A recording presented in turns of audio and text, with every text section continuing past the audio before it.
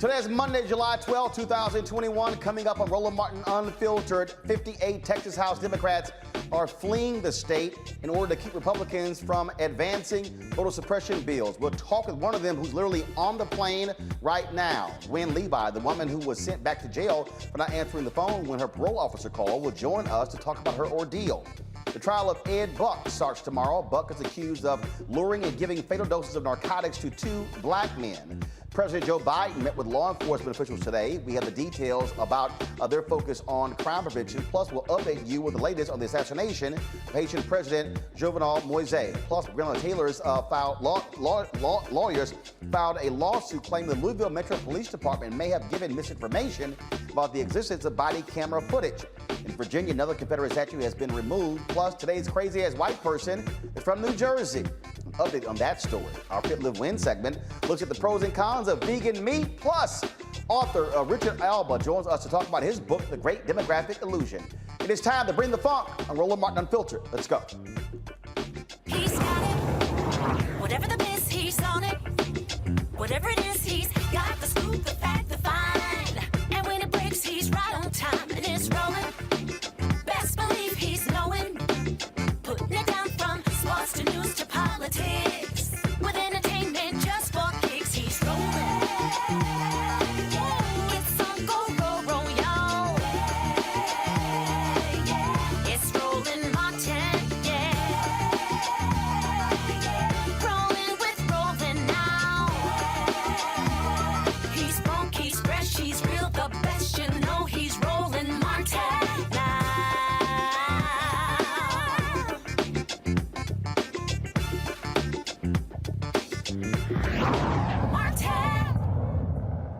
Folks, Texas Democrats, as we speak, are leaving the state to keep the Republicans from having a quorum and passing voter suppression bills and others. We're going to break down what all this means, but joining us right now is Representative Carl Sherman, parliamentarian for the Legislative Black Caucus. Representative Sherman, how you doing? Doing great, Roland Martin. How are you, sir? Doing great. You're actually going down the runway, so explain to folks, why are y'all leaving the state? Well, this session has been poisoned from the beginning. When you've got a governor who threatens to defund the legislative branch by vetoing Article 10 as an appropriator, I know that that's clearly an abuse of power, an act of abusing his power and defunding a legislative branch that is not under his governance, but that's not stopped him. And this, what's necessary. Simply put, Roland, we are calling on the President of the United States to be the Lincoln of our times. And that particular point there, and people don't understand, by Democrats leaving, this happened more than a decade ago to keep them from moving forward on bills. You walked out last time, but if you didn't flee the state, they could lock the chambers and keep y'all inside. That's exactly right. And, you know, we're in this fight, and we're fighting on behalf of those who fought for the Voters' Rights Act in 1965. That's why we're fighting now. We're fighting on behalf of those who fought to expand the voting age to 18 years old. We want more people to be able to participate in our democracy. I don't know why they are afraid of opening up elections for fair elections for every Texan to be able to vote. So we need President Biden to be the Lincoln of our times and come through for us in the passage of the John Lewis Act. I know we might lose you in a second, but it looks like you're actually going down the runway to take off. We are. And there are 3 weeks. The session is 30 days. There are 3 weeks left. And so if, let's say, it expires, the governor could call another session, but y'all going to be gone for 3 weeks. Are you all coming to D.C.? We are committed. We've got a majority of our representatives that are here, and we're committed to this fight until every Texan is respected.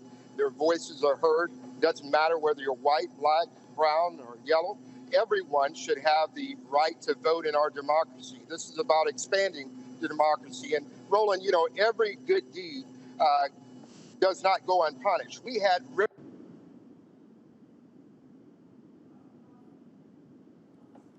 looks like we lost the voting participation. Looks like we're losing your signal there, Representative. I'm in the air, Roland, and yes, you're in the air. Be safe. I'll talk to y'all when y'all land here in D.C. I appreciate it. Thank you so very much. Again, folks, so let me walk you through again. You might remember in the regular session, what happened was in the regular session, the Democrats walked out of the chambers, keeping the Republicans from being able to pass laws. They need to have a quorum to actually do so. Texas Governor Greg Abbott decided to call a special legislative session, not only to deal with these voter bills, but also to deal with a lot of other bills that Democrats absolutely oppose. Well, by not having a quorum, they can't move on any of this. And so over the weekend, Republicans pushed forward 2 bills prohibiting 24-hour polling places, drop boxes, and drive-through voting in the special legislative session. that is specifically to target Harris County, where the largest group of black voters are in the state. Now, although Texas House Democrats are hoping to persuade the GOP to ease on some of these voting laws they're trying to enact, they say another revote could be their only option. That's why they're leading. Now, Governor Greg Abbott went on Fox News on Sunday where he defended the prohibition of 24-hour polling places, drop boxes, and drive-through voting. Listen to this nonsense. So you say you want to make it easier to vote. That's going to make it harder to vote. And the question is, why make it harder for some Texans to vote unless the point is to suppress voting by people of color? So you mentioned a couple of things that need to be responded to. One, you mentioned how Harris County did this, and it was Harris County alone. And for your viewers, Harris County is where Houston, Texas is located. Let's go back to Article 1, Section 4 of the United States Constitution, where it says in there that it is the states, not counties, that have the authority to regulate elections. And despite that constitutional mandate, this past election, Harris County, a county, tried to create its own election system that had never been used in the state of Texas. It was not used in other parts of the state of Texas. And so what but the Governor, state of Texas is doing... Why not let it go on? Governor, I can give you some I guess the question is, if 24-hour voting worked, why not continue it? Well, first, I'm going to answer your question specifically, but you need to go back to elections before now, because the same allegations were made when Texas passed a voter ID law, and everyone said the exact same thing. This is going to disenfranchise people of color. It will reduce voting. And the fact of the matter is, after we passed voter ID, we increasingly saw every election cycle more people go vote. It did not make it harder to go vote. It was easier to go vote. And the same thing applies here, and that is with 24-hour voting, one thing that we want to make sure that we have is integrity in the ballot box system, and we need to have poll watchers and monitors. And candidly, it's hard, even for a county, to get people to be watching the polls 24 hours a day. We are providing more hours per day for voting to make sure that anybody of any type of background, any type of working situation is going to have the opportunity to go vote. With regard to the drive-through voting, listen, this violates the fundamentals of what the way that voting integrity has always been achieved, and that is the sanctity of the ballot box. If you do drive-through voting, you're going to have people in the car with you, and it could be somebody from your employer or somebody else who may have some coercive effect on the way that you would cast your ballot, which is contrary to you going into the ballot box alone and no one there watching over your shoulder, so that the way you vote, only you will know what the vote will be. And to allow other people to pile into a car with you, it will alter that. In addition to, it would violate state law, because in state law we have prohibitions on electioneering close to the where people cast their vote. If you're doing drive-through voting, there's going to be electioneering. It could be on the bumper sticker in the car right in front of you. We do still, however, Chris, provide what's called curbside voting for those who qualify for curbside voting. That continues to be in place. Bottom line, Chris, is Harris County, under the Constitution, is not allowed to come up with their own rules. What Texas is doing, by adding more hours, we're making it easier for people to go vote. One last point, Chris, and that is, if you look at the hours of voting that Texas provides, it is far more hours of voting than exist in the state where our current president voted in, where they have exactly 0 hours of early voting. It's far easier to vote in the state of Texas than it is in Delaware, and yet nobody is claiming that there's some type of voter suppression taking place in Delaware. That was a lot of bullshit. First of all, you would think that a governor who is confined to a wheelchair would not be tripping on, the sanctity of the ballot box, meaning you have to physically go in. All that nonsense, you could be coerced in your car if your employer's in the car with you. Get the hell out of here. That's just nonsense, y'all. Hundreds of Texans were eager to voice their opinions in regards to these new voting laws. The Texas House gave voters a chance to provide a public testimony at the state capitol starting at 1:40 a.m. on Sunday, but several people showed up as early as 7:30 Saturday morning. Nearly 300 people waited 17 hours to participate in the hearing. While Abbott and other GOP leaders argue the new laws do not suppress the vote, Texas State Representative Rafael Anchia appeared on Ali Velshi and MSNBC with details of conversations between House Democrats and Republicans. Watch this. Over and over again, we've asked Republicans, including the governor, to go ahead and give us examples. They've never been able to provide any. The reality is that our Republican Secretary of State called this election safe, secure, and successful. No examples of voter fraud. Now, they're trying to prosecute a guy, poor guy in Houston, who waited in line forever. Turns out he's an American citizen, was eligible to vote, but for the fact that he was still on some sort of parole. So they're coming hard at him. But other than that one single case, which really is a technicality and a mistake, not the intention of committing any type of irregularity, there is no example of what's going on. Look, my brave colleagues in the House have been sitting there overnight in a committee hearing that just ended moments ago. For 24 hours, they sat and listened to overwhelming testimony by Texans that say, don't take away my freedom to vote. He's talking about Hervis Rogers, a black man facing decades in prison for illegally casting a vote. Rogers, who believed he was eligible to vote, cast ballots during the November 2018 and March 2020 primaries. Rogers says he was confused about his voter eligibility. Many argue the new voting bills will continue to add to the confusion of voter eligibility and continue to disproportionately affect black communities. Folks, what we're seeing is a huge mess, but we also are seeing why the For the People Act needs to be passed in the House, the John Lewis Act. And so what Texas House Democrats are doing by coming to D.C. is to put pressure on the very people who are here in D.C. to get these Democrats, especially Senate Democrats like Kristen Sinema of Arizona and Joe Manchin of West Virginia, to have some guts and end the filibuster. My panel, Dr. Julianne Malveaux, she is the Dean, College of Ethnic Studies at California State University, Los Angeles. Terrain Walker, founder of Context Media. Dr. Avis Jones-DeWeaver, political analyst. Avis, I want to start with you. There's going to be lots of things happening this week. There's a big event taking place on Thursday. Melanie Campbell, Black Women's Roundtable, and National Congress of Negro Women, and so many others are participating in. And so we're going to be at that event. They're going to be actually having an event tomorrow. We're going to be live streaming that tomorrow night at 8 p.m. President Joe Biden is going to be in Philadelphia tomorrow, speaking at 2:50 p.m. Eastern about voting rights. We're going to be carrying that speech as well. And so what you're seeing with these Texas Democrats, they're actually showing Democrats in D.C. How to have some guts. They are literally leaving the state for 3 weeks. They're leaving their families, everyone, for 3 weeks, because if they had stayed in Texas, they could have actually, the Speaker of the House could have actually locked the doors or had the Texas Rangers arrest members to bring them to the state capitol. In 2003, they fled the state, went to Oklahoma and other places when they tried to keep a gerrymandering bill. Actually, they were actually changing the districts.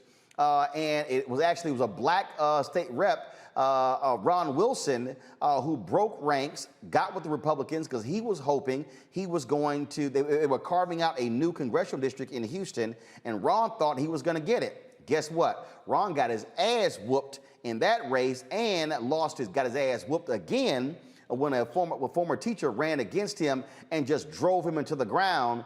He got lots of payback from black voters for siding with Republicans who screwed Democrats in the state. And so this is a strong move for all 58 to leave Texas to fly to D.C. It sure is. I mean, they are showing what it looks like to have a spine, to have fight in them. They clearly understand the gravity of this situation, which I have to tell you, I've been very disappointed with the Democratic Party writ large in terms of their laissez-faire attitude with regards to this issue. You know, I don't understand why it's not logical to them to get the fact that if we don't fight like hell right now around these issues, those things that they want, it's not going to happen because they will likely lose Congress in terms of the midterms, and it'll be that much harder to get a second Democratic presidency, whether President Biden runs again or whether there's another presidential candidate, perhaps a vice president moving up to the presidential stake. So, you know, the issue is not just around issue of voting rights, as important as that is, and particularly as it is specifically targeting our community. Because, you know, I'm kind of used to people not giving a damn about what happens to black folk. But if you are talking about the implications of not having our voting power, which is an absolutely necessary, it's an absolutely essential part of the Democratic coalition that brings victories. That's why he's in that White House today. I don't understand why keeps getting pushed aside to another thing, to another thing, to another thing. Finally, I will say, honestly, I'm a little perturbed with white progressives who I believe have muddied the water with H.R. 1 versus H.R. 4, which I think is a much cleaner bill and specifically focused on our voting rights in a much more targeted way as it relates to trying to repair the damage that the Supreme Court has done to the Voting Rights Act.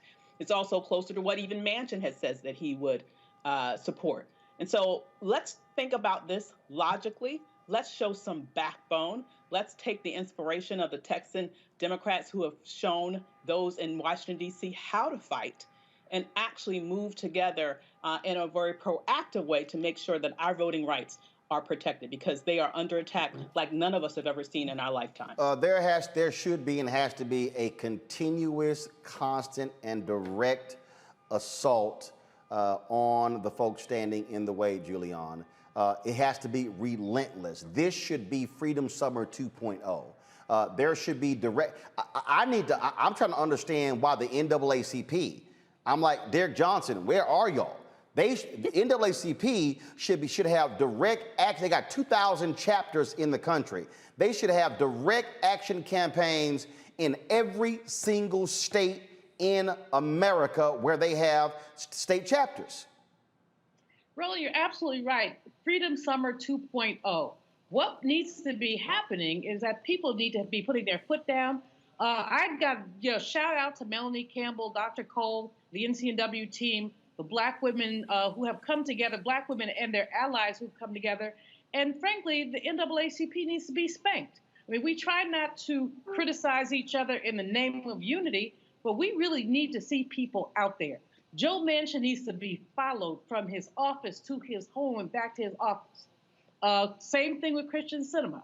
The fact is that if indeed Republicans are able to get away with what they're trying to get away with in Texas, forget infrastructure, forget education, frankly, forget COVID assistance, forget everything, because what they're going to be saying is that now in 2022, we can gerrymander like we want to.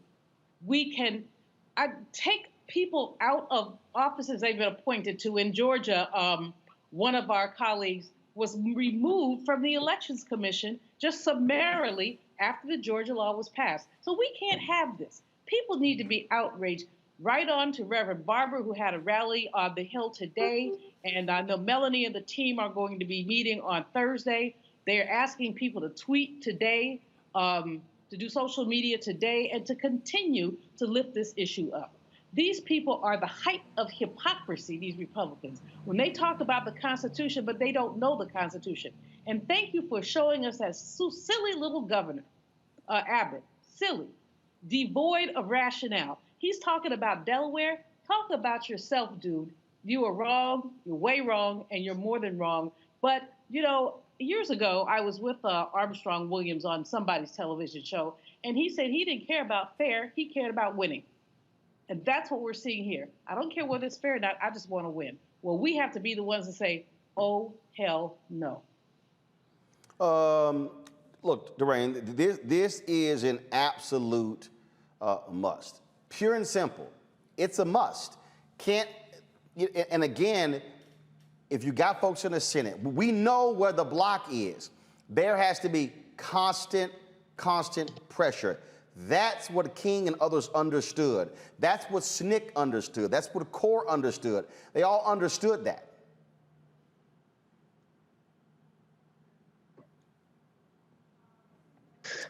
Listening to Abbott speak, I felt like I was watching Selma all over again, because what you're hearing is some of the same excuses that they were using in 1955 to say, well, they couldn't guarantee voting rights. It's fascinating to me that we're in 2021 and some of these same conversations are being had now. But what I think is important to pay attention to is the fact that there's more on the line than just voting rights in Texas. The fact that these legislators have left the state and are going to D.C., like Dr. Avis said, it's going to put pressure on the Biden and Harris administration to really live up to what they ran on.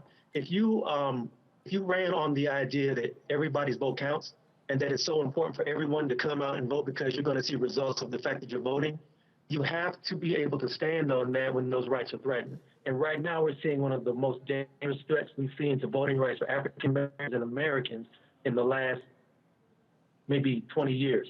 This has to be we have to have an active fight to push back against this sort of rollback of voting rights. Our people fought for that. We have to be active about that. And the Biden administration has to be active about the fact that they really believe in these things they say, and they're going to back up the people who voted for them and give them the rights that they deserve. Pressure, pressure, pressure, pressure. That is the only thing that is going to make this happen. So those are the kind of things that we absolutely need to see. And so, Avis, you talked about, and we mentioned what's going to be happening on Thursday. We're going to have a live stream again, a live stream here on tomorrow night, 8 p.m. Eastern. The National Coalition of Black Civic Participation, they're going to be holding that. So what we're going to be doing tomorrow is actually streaming that particular event, sharing it as they begin to mobilize people. This is the event that's going to be taking place on Thursday. They got action all week, folks. It's called Black Women, Leaders and Allies, Voting Rights, Call to Action.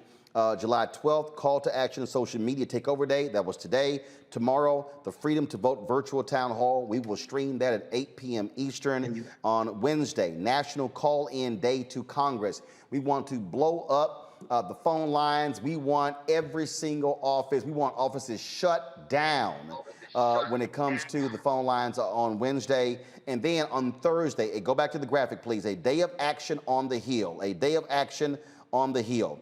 As you see, it says enough is enough. It's time for Congress to pass voting rights legislation. Now, for more information, visit blackwomentake.action.org. Blackwomentake.action.org. And you'll see down here all of the organizations that are participating in this action. And I'm looking on here. Why do I not see the NAACP? That makes no sense to me.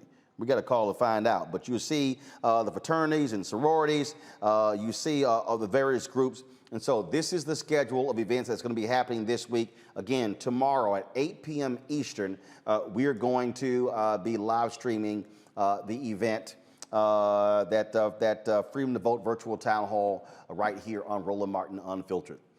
Speaking of that, folks, President Joe Biden tomorrow is going to be speaking in Philadelphia at the National Constitution Center at 2:50 p.m. Eastern. He'll be speaking there, giving a speech on the issue of voting rights. Now, you have Republicans there in Pennsylvania who are also trying to play games when it comes to the right to vote. I dare say, Avis, that President Biden or even Vice President Harris, they need to be going to Texas. They should be going to Arizona. They should be traveling around the country. I mean, this is, to me, this is where they must ratchet this thing to another level. You got boots on the ground. You got Black Voters Matter. You got Poor People's Campaign. You got all these different groups. This is where the president and the vice president needs to be far more aggressive, rallying the nation when it comes to these onerous voter suppression laws being passed by Republicans. I mean, they can definitely do that type of work. I think what I'm seeing here, though, is that what you have here with President Biden, he's looking to use his bully pulpit. Great to see people doing things on the ground. But I also think Vice President Harris really needs to be on the phone with senators to get this thing. I mean, I think that's really, honestly, the best use of her time. She used to be in the Senate. She is charged with helping to bring this past the finish line. And I think she needs to work on the inside strategy in terms of putting the pressure on to make sure that there is some movement with regards to what needs to happen in the Democratic Party to make this get over the finish line. And so what needs to happen is some sort of agreement around the whole filibuster. And if it's not a complete sort of eradication of the filibuster, they can certainly change the rules around it to make it not applicable to certain situations. So, for example, we know that Representative Clyburn has suggested that perhaps they should have a specific rule where the filibuster would, not apply when it comes to issues of constitutional rights. And then this clearly is one, right? And so, I would love to see her working the phones, going to the hills, speaking to people, doing that sort of inside game politics that's necessary to get this across the finish line. I think that there are activists that need to be in the streets. And as we are doing the outside strategies, which I believe Black women are doing so well with regards to the work that Melanie is organizing and all of those amazing Black women's organizations, they're putting in the work. Okay, but I think in terms of this outside pressure that's happening, we also need to have that inside strategy and power wielding, and that's what I'm hoping that Vice President Harris spends her time doing. Yeah, but here's the deal, Julianne. They can make a phone call from anywhere. See, here's part of the reason why I'm saying they've also got to be there as well, because here's what that does. It elevates the issue. It elevates it beyond just a Beto O'Rourke in Texas or local organizers. But what it also does is, and this is the point I keep making, this is not a Black thing as well. Young white voters are being impacted. Republicans see what's going on. And also, by having Biden or even Harris go to Texas and go to Arizona, you're also laying the groundwork for 2022, the midterm elections. You're also laying the groundwork for 2024. Those things are also important. The reality is this here. President Barack Obama only went to Texas to pick up checks. They were not using the power of the president of the Oval Office to also mobilize and organize their own party in the state. Democrats have been found wanting, as far as I'm concerned. I agree with Avis. It's a hard time to be a Democrat, to watch Vice President Harris actually got like 3 emails from her talking about give us $10. Why would I give Democrats $10 when I can give it to Melanie, Black Civic Participation, or to somebody else who's doing something with it? Democrats have dropped the ball. There should be all kind of pressure, both inside and outside. And as you say, you can make a phone call from anywhere, but there has to be more than just the phone calling, the presence. People have to really start taking it the way we Freedom Summer, taking it to the streets in powerful ways. And I think that, again, as I said, Joe Manchin just needs to be followed. But what I want to see more than anything else, and if there was any integrity among any Republican, Mitt Romney, step up and say something, dude. All of the Republicans are not as crooked as they seem to be in concert. So all it would take, frankly, is for 3 or 4 of them to make their case in a way that sways more of them. I don't know that that's going to happen, but it is literally my prayer, because I really do think that if these people believe in this country, that they would want everybody who's eligible to vote to do so. And if you want everyone who's eligible to vote to do so, then make it possible. How can that silly governor say 24-hour voting is wrong? I mean, and how can they try to imprison a Black man who mistakenly voted when they have not mistakenly, but deliberately taken people's right to vote? To run? You know, there comes a time when there's only so much talking to a bully that you can do, and you're going to have to fight. And I think that the Democratic Party, the establishment Democrats, are going to really have to understand that they are in a fight. And they're in a fight with an opponent who doesn't care about rule of law. They will change the law to their however they want. They have to understand that these people are not concerned with fighting fair. They're about winning. And I think there's a lack of backbone in the establishment Democrats about what it's going to take to win. So many people in the Democratic Party are so concerned with building consensus that they don't really think about the fact that the people they're trying to build consensus to are trying to destroy this democracy. And you have to come to this idea, you have to fight that, period. You can't really try to negotiate with these people. You're going to have to stand on what you believe, and you're going to have to be straight up about this is what we stand for. This is what we're willing to defend this. That's where it is at this point. We saw that with 8 years of Obama trying to be everybody's friend, and these people do not want to be your friend. They want to take, in their mind, take this country back. And the way to do that is by disenfranchising voters, especially Black voters. The minute that the establishment Democrats realize that and understand that they're in a war and begin to fight like they're in a war, then you start seeing some things moving back in the inside. Well, and that right there is the point, and that is you have to, if you're in a war, you have to act like you're in a war. That means you must fight, you must fight, you must fight. Those are the things that must go on, and so we need to see more of that take place. And so we're going to be covering this, folks, throughout the week and throughout this summer. Folks, our next guest is one of 24,000 nonviolent federal prisoners allowed to serve their sentence at home to slow the spread of COVID-19. After a year being out, Gwen Levi didn't answer phone calls from her probation officer one day, and she was sent back to prison. She was actually at a computer class and had her phone off because she was in class. Now, with the help of the criminal justice advocacy group Families Against Mandatory Minimums, a judge granted her a compassionate release last week. Joining us now on the phone is Gwen Levi. Gwen, how you doing? Hi, grateful. Well, certainly glad to have you on the show. When we first heard about this here, we had to push this story as well because it just made no sense whatsoever. You spent a lot of time in prison on drug charges. You were released, and here you were, trying to go to a computer class to better yourself. That's exactly what happened. I sent in the paperwork. It's a 5-week class. I attended 2 classes, was on the 3rd week, and on the 3rd week, they called me and said that they had been trying to reach me and they weren't able to, and I was determined to be on escape. That was also weird, seeing that story about saying, well, she could have been out robbing a bank, so therefore we treated her like a bank robber. And I mean, when you told them, folks, I was sitting in the computer class. There are people who can testify to it. They just ignored that? Yes, they ignored the emails where I had contacted the case manager about the program, where I'd sent in the paperwork for the class. They ignored everything except the fact that they couldn't reach me for 4 hours. But during that 4 hours, once I got the message, once I got out of class, I called immediately. The people who conducted the class called them, told them what was going on. And for 2 or 3 hours, I couldn't get a response back from them.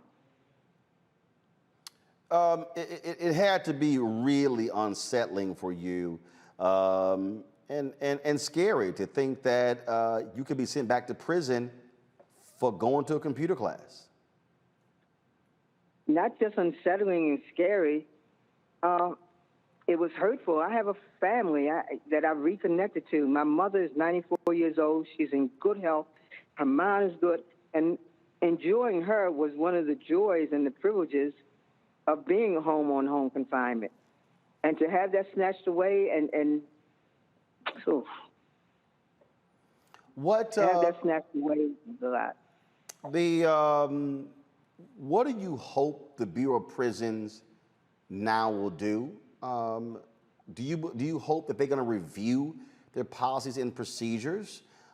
Because this happening to you really just made no sense whatsoever, and thank God for that federal judge. Listen, thank God for my federal judge, thank God for my lawyers, and most of all, the communities, the community advocates, the organizations that supported me, that rallied around me. They went to the Justice Department. What was the name of the organizations? I'm sorry, my mind is slipping me so fast. The National Council for Formerly Incarcerated Women and Girls, the Maryland Justice Project, FAM, Maryland Cure. I mean, there were organizations that rallied behind me. They were sending out petitions. I was incarcerated. They had put me back in D.C. jail. And these people were out there because they saw what happened. And it's not just me. There are 24,000 other people. There are 4,000 people. There's so many people, I guess, that have gotten technicalities. And that's what we want to find out. Who are all these other people who have gotten technicalities and didn't have the support that I have and just sitting in jail, got sent back? We got screened to come out. People told us that we had rehabilitated ourselves. We had institutionally good records. We weren't a risk to society, so we were being let out. Now you're going to tell me that we have to go back? There's a memo that says that the Bureau of Prisons is obligated to take us back once the pandemic is over. That's what we're fighting for, to ask President Biden to rescind that memo. It serves no purpose. I don't know if anybody would know how it feels to have something hanging over your head. You're doing everything you can to look for the future, and people keep constantly something over your head saying, we can take you back to your past. We can take you back to your past. No, please, no. This is not about me any longer. This is about those other people who are on home confinement who have that hanging over their head. It shouldn't be.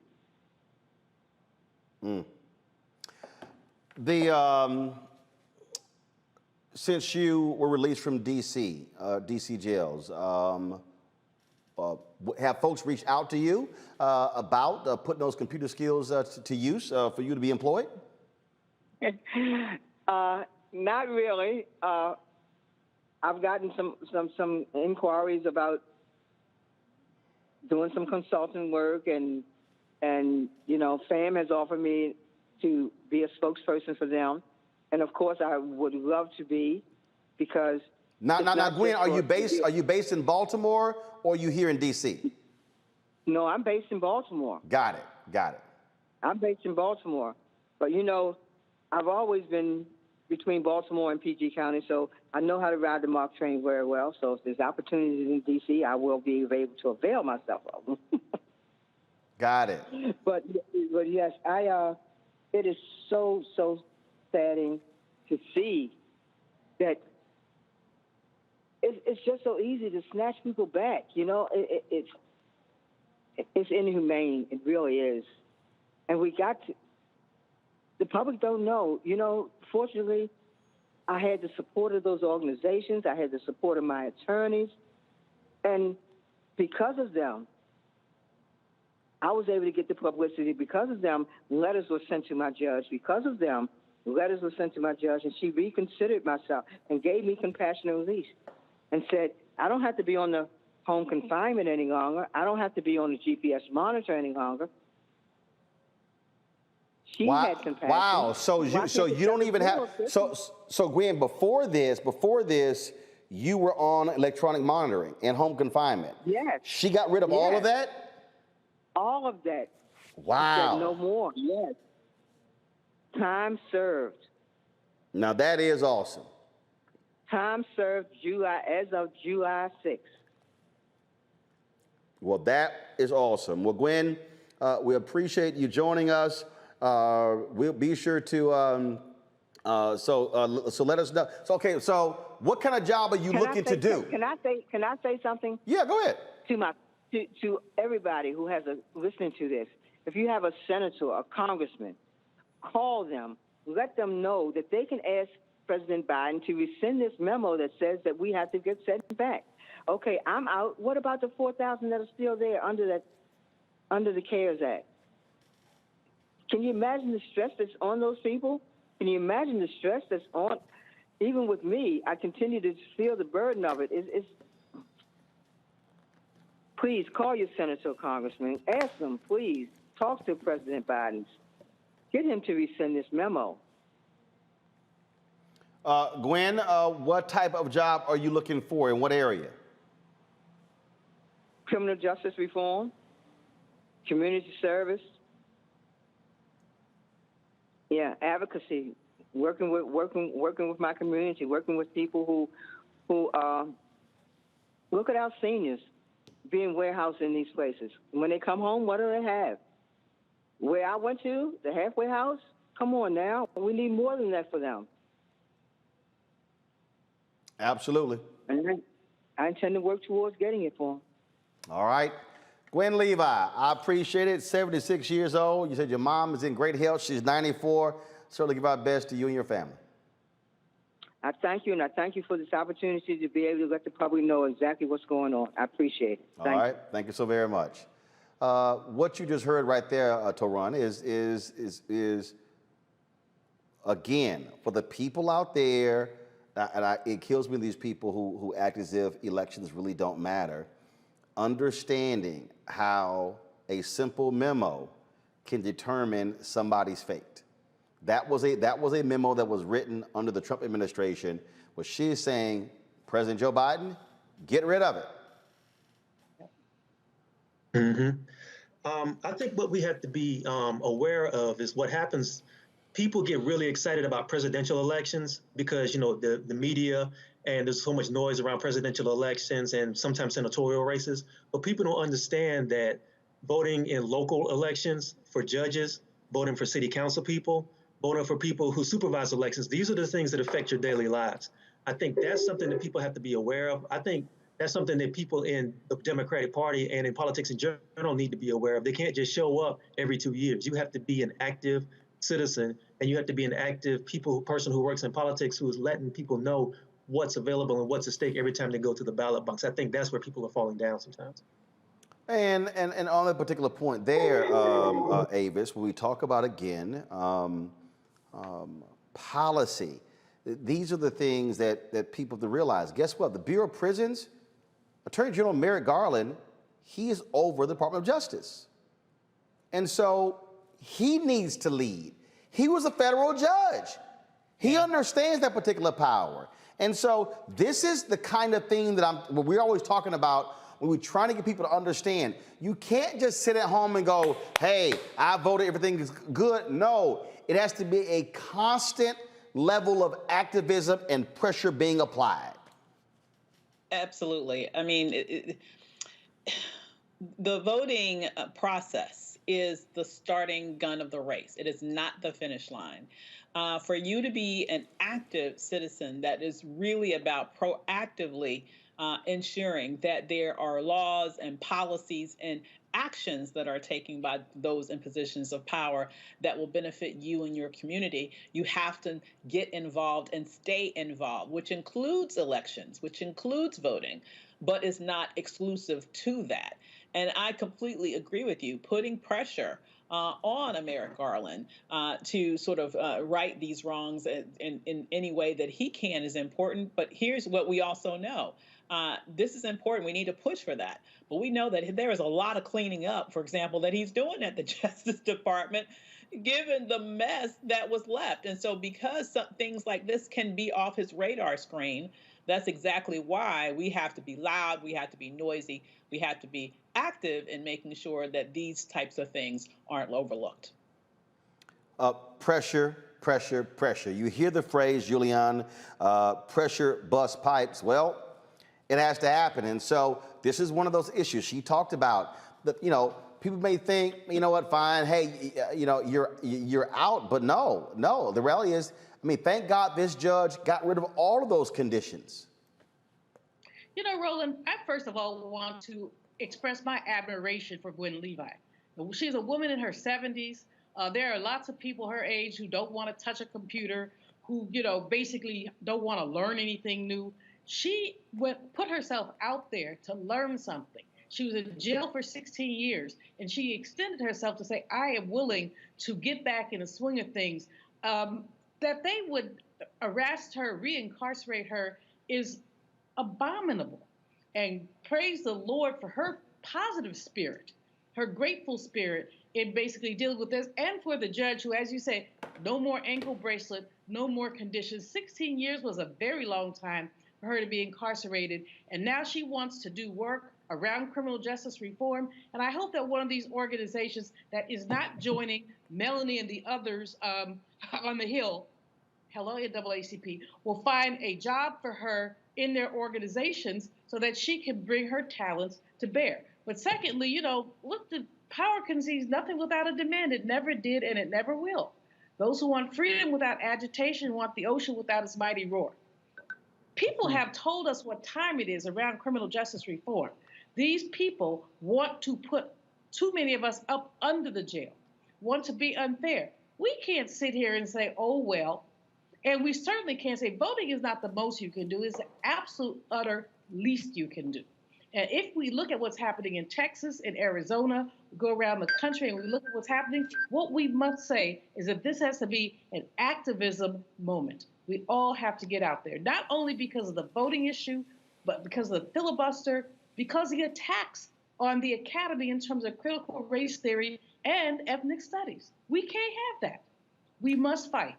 In fact, Roland, you made the point about, you know, elections matter. Well, it's a perfect example. We're seeing all of this drama by the right regarding critical race theory. It's stupid, it's ridiculous, it's nonsensical. has nothing to do with education, Right. but this is understanding the strategy.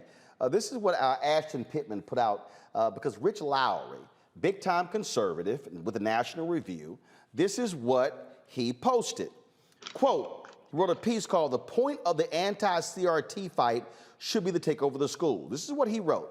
Taking control of the K through 12 schools would be a very big deal, involving the partial recovery of an enormously influential institution. All it requires to make enormous progress is winning school board seats in low-budget, low-turnout elections. Now, this is something that I have talked about for years. For years. I remember 20 years ago trying to get Black Enterprise to do a story on the relatively low cost of taking over school boards.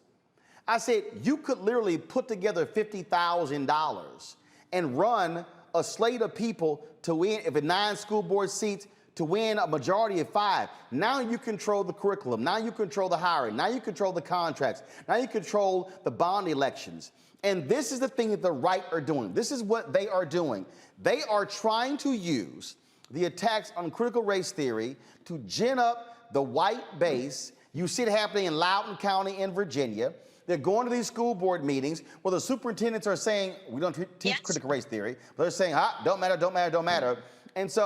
And these are races where a few of us vote. There are people elected to school boards who got 300, 400, 500 votes. And so understand this here. There was a time in Texas where Republicans, Democrats controlled every statewide office, every single one. What did Republicans use to begin to chip away at the Democrats' stranglehold? And now in Texas, Republicans control every statewide seat. They ran for the Texas Board of Education. And so people that better understand, don't just get all emotional and caught up in the drama, okay? In the drama, you better understand the strategy behind it. And this whole critical race theory attack is all about them saying we can take over school districts. Yes. Absolutely. And I think people need to understand that, as you said, it's deeper than just critical race theory itself. It's about taking over school boards, as you said, taking over neighborhoods, making bylaws in neighborhoods, deciding who can move in and who can move out, who can stay, what financial background, what up to the point of what ethnic background your neighborhood looks like. It's extremely dangerous. And something that's happening right now, I'm based in Atlanta, and this is a perfect example of what you're talking about. Atlanta has this idea that we're the city too busy to hate, that we're this Black Mecca. But people outside of Atlanta who don't really understand the culture of Atlanta are moving back into Atlanta because they see how lucrative it is to live here and all the economic opportunities here. And what they're doing is they're trying to section off, they're trying to succeed little small pieces of Atlanta brick by brick until Atlanta becomes like this Black enclave with very little economic base, when all the power bases in the airport, in Buckhead, and other places that are in the suburbs section themselves off in these individual cities, and you have a base here. That's what's happening. And they're doing that through small local elections, school boards, libraries, the city council, things like that. That's how dangerous this is. The idea of using critical race theory is basically a boogeyman that they use to scare middle-class whites to say that if you don't get out here and fight this, then they're going to teach you to hate yourself, or they're going to teach their kids to hate you. That's what they're using. It's all propaganda, but it's very effective propaganda if you don't know any better. And I think it's important for people who are involved in politics to make the connection between critical race theory, small local elections that nobody wants to show up to vote in, and the price their children are going to have to pay a little bit later if they don't make these connections. Look, Avis, folks better understand what's going on. They better understand how significant this is. They better understand that a majority of the kids in public schools in America are Black and brown. Mm-hmm. These angry white folk are not trying to truly represent those folks. They want to control the minds and the money. Yeah, absolutely. I mean, that's what it's always been about. In this country, education is more about indoctrination rather than about the clear and truthful telling, particularly of history. So it's not surprising, and it's very interesting to see. I'm glad you found that article because it's clear that that's what's going on. There is no substance to their arguments against critical race theory. And critical race theory is actually was the theoretical underpinning of my dissertation when I received my PhD at the University of Maryland College Park. And I will say that at that time, so it was something that I wasn't introduced to really until I was at the tail end of my graduate career as a PhD student. They don't teach critical race theory at elementary and secondary levels. So the whole thing is a ruse, okay? And so there had to be a bigger agenda, and this makes sense. The bigger agenda is to take their power grab over beyond these other spaces where they're working in terms of voting rights and just sort of layer it on into the educational realm where they can continue their indoctrination, where they can continue their propagandizing, where they can continue their brainwashing. This is really what they are looking to do. America is not going to, if they are successful in all of the different areas in which they are trying to assert and power and completely overwhelm the system with their power, if they are successful, the progress that we've made thus far is going to be completely wiped out. Not to say that there's not a whole lot more to do, but America of like 20 years from now is going to be so far regressed. It will be an American apartheid state. And what's happening right now is you see people, as we've mentioned and discussed many times on this show, that are scared blankless, okay, that this is becoming a majority people of color nation, and they're doing everything that they can to be able to rule with a white minority power structure. They have done that in terms of taking over the courts.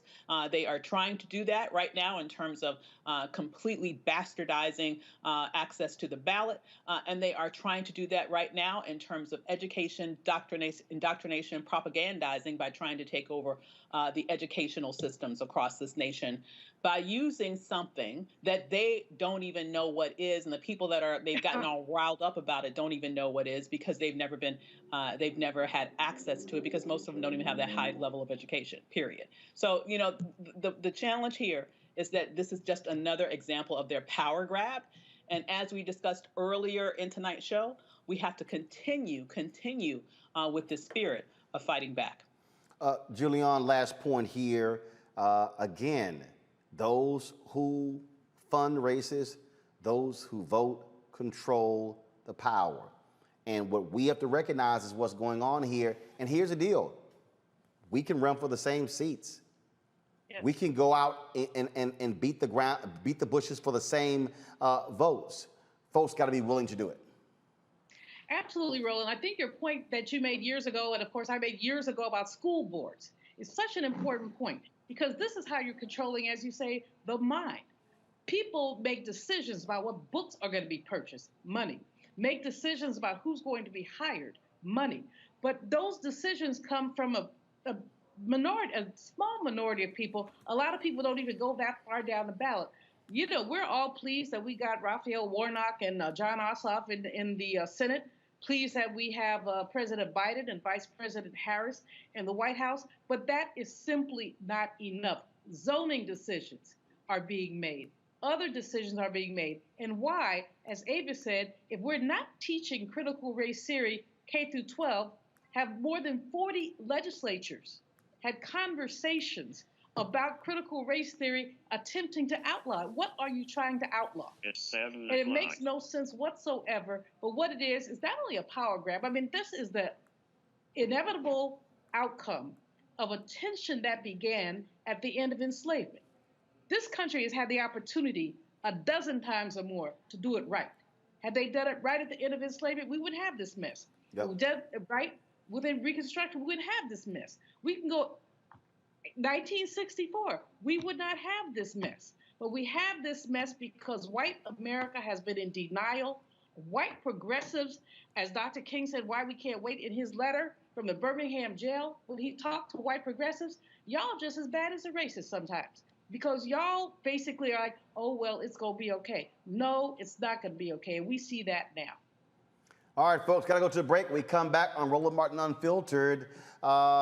New lawsuit filed by the lawyers for Breonna Taylor. Also, remember that white man who cussed the brother out and everybody showed up at his house?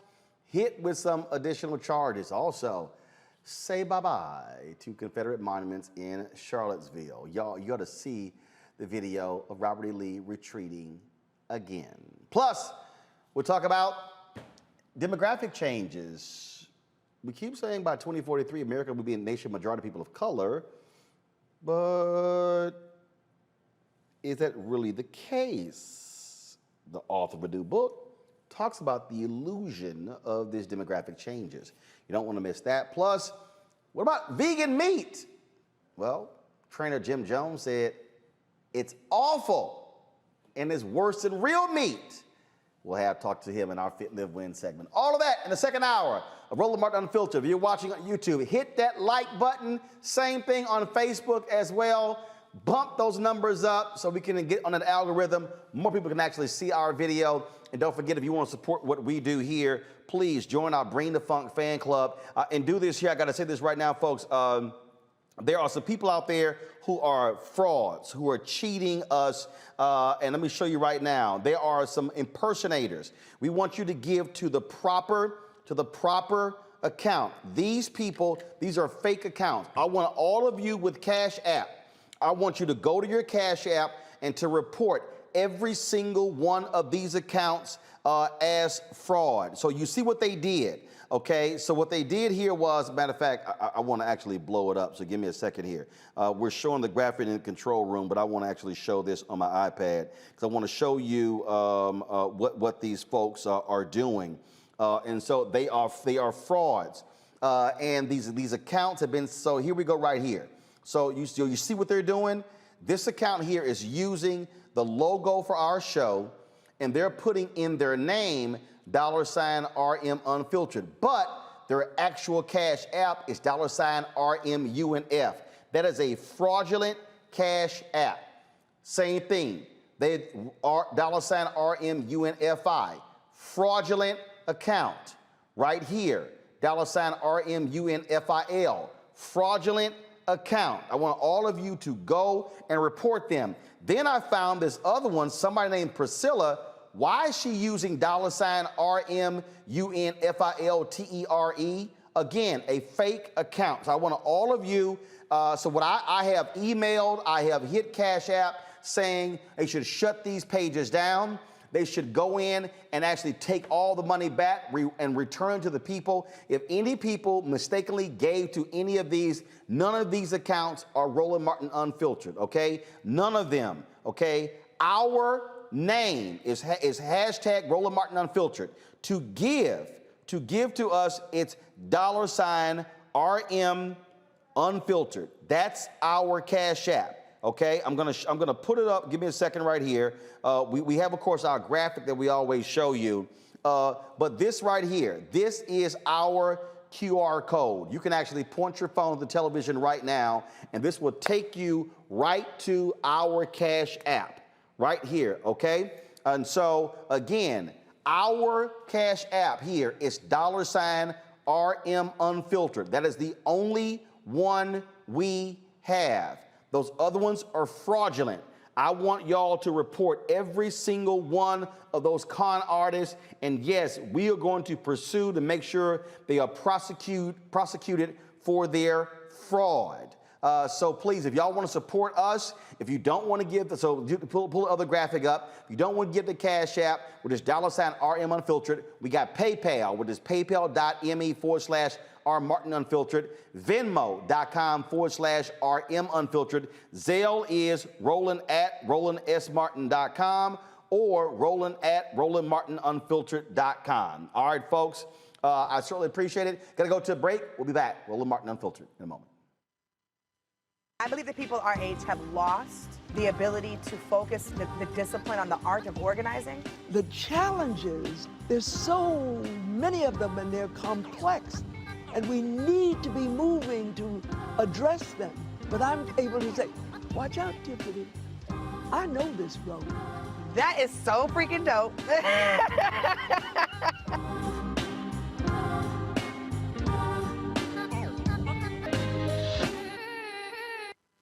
Racial injustice is a scourge on this nation, and the Black community has felt it for generations. We have an obligation to do something about it. Whether it's canceling student debt, increasing the minimum wage, or investing in Black-owned businesses, the Black community deserves so much better. I'm Nina Turner, and I'm running for Congress to do something about it.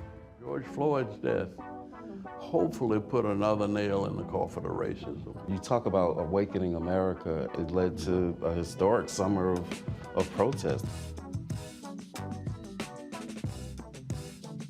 I hope our younger generation don't ever forget that nonviolence is soul force. Priceless.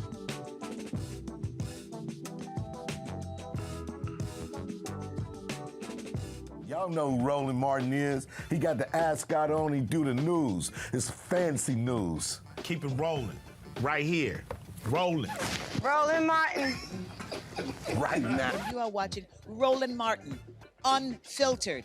I mean, could it be any other way? Really? It's Roland Martin.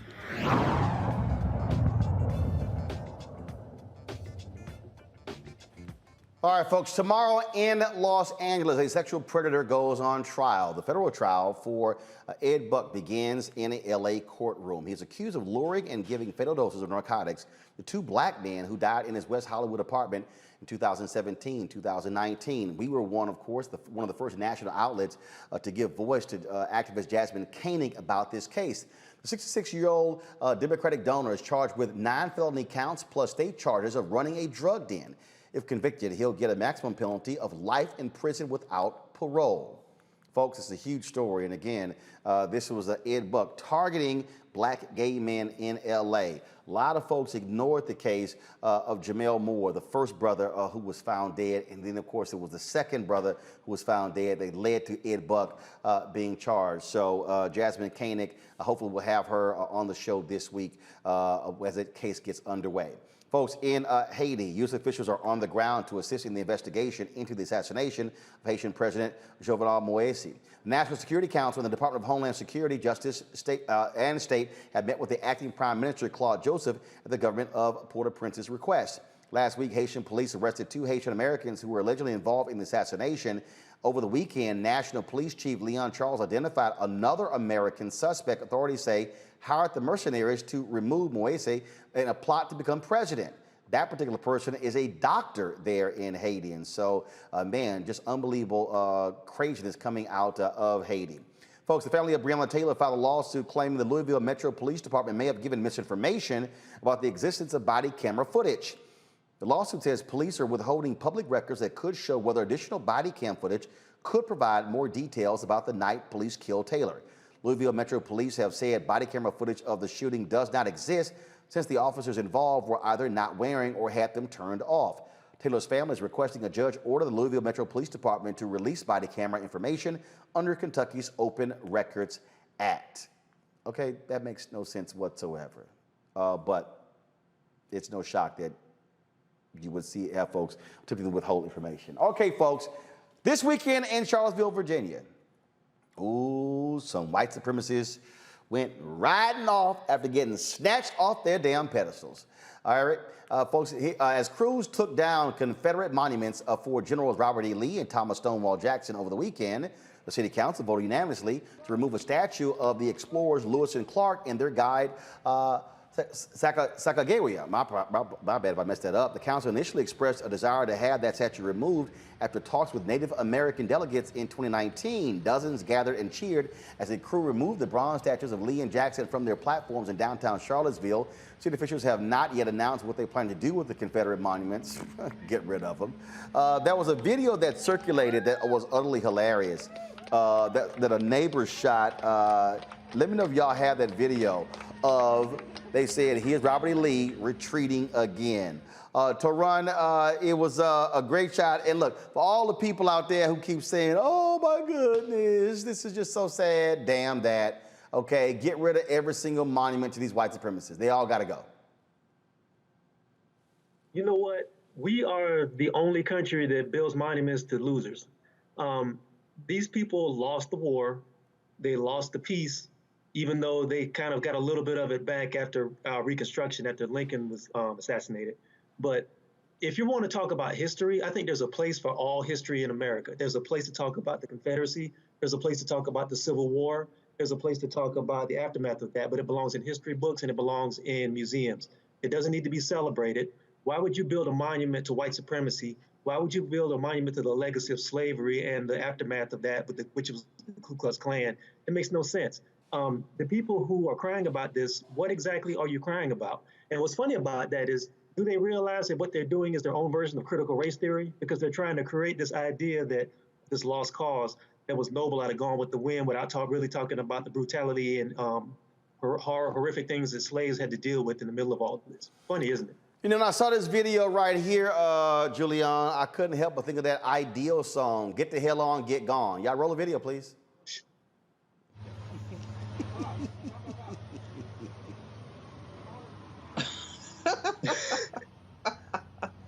Bye. You know, Roland, you can't help but laugh. You can't help but say full circle. Our previous guest, and I don't want to mispronounce your name, my brother, so I'll just say previous. Torun. Okay, I apologize. Torun, okay. Your point about why build the statues to losers is because they don't believe they lost. Or they're trying to convince themselves that they didn't lose. But we have to look at the timing of when these statues went up. They did not go up at the end of the Civil War. They went up when Black people were making progress. When you look at the statues that came the beginning of the 20th century, as Congressman George White, the last Black congressman until the 1940s, said, we have this many acres, we have this many teachers, we have this many historically Black colleges. We made progress. We made progress and they could not stand it. And so those statues, those Confederate flags, they were a reaffirmation of their misguided notion of white supremacy. They didn't put the Confederate stars and bars on those Southern flags at the end of enslavement. They put them on there in the 1950s when they were integrating schools. So, they might want to talk about venerating their ancestors. No, they're venerating their hatred, their ignorance, and their misguided, I'll say misguided again. I don't use the term white supremacy. It's misguided notion of white supremacy. They think they all that, they not, and I said they are not, because this is an Ebonics moment. I mean, they not all that, and these statues rolling down the street, I just wish I was there to have stood up and clapped and put a fist in the air, because, how sweet it is. That's all I have to say, how sweet it is. Avis, all that for me was taking the trash out. It was. And by the way, that's Sacagawea. I remember learning about her in school. I will say that, it's been a long time coming. And I completely agree that we're the only nation on earth that not only memorializes losers, memorializes traitors, right? And so it is wonderful to see in various capacities different types of individuals who have very infamous histories, to see them finally be taken away as some little idealized moment, and instead have the true history behind them and all of the atrocities and pain and hurt and suffering and death that came as a result of their actions become exposed. So goodbye, good riddance. And don't forget, folks, that there's one party that supports keeping these statues up. That's Republican Party. They still have Confederate Day in Georgia, Alabama, South Carolina, Mississippi. And so the Republican Party, they love talking about the Democrats were against slavery, Democrats were against Reconstruction, Democrats started the KKK. Who today is the one carrying the banner of the Confederates? The Republican Party. Remember, it was Donald Trump who actually was against removing those Confederate symbols at U.S. military bases, and he wanted to keep those bases named after Confederate generals, just in case y'all at home were a little confused by all of that. Yeah, I thought so. All right, folks. Update on this story out of New Jersey. Remember the white boy who was all in the face of the brother and was trashing him and was acting a fool and then gave his address on camera and said, "Come to my house." Well, guess what? He got some additional charges he was hit with. Edward Cagney Matthews is facing several charges, including 2 counts of criminal mischief, 1 count of possession of a weapon for an unlawful purpose, and 1 count of stalking.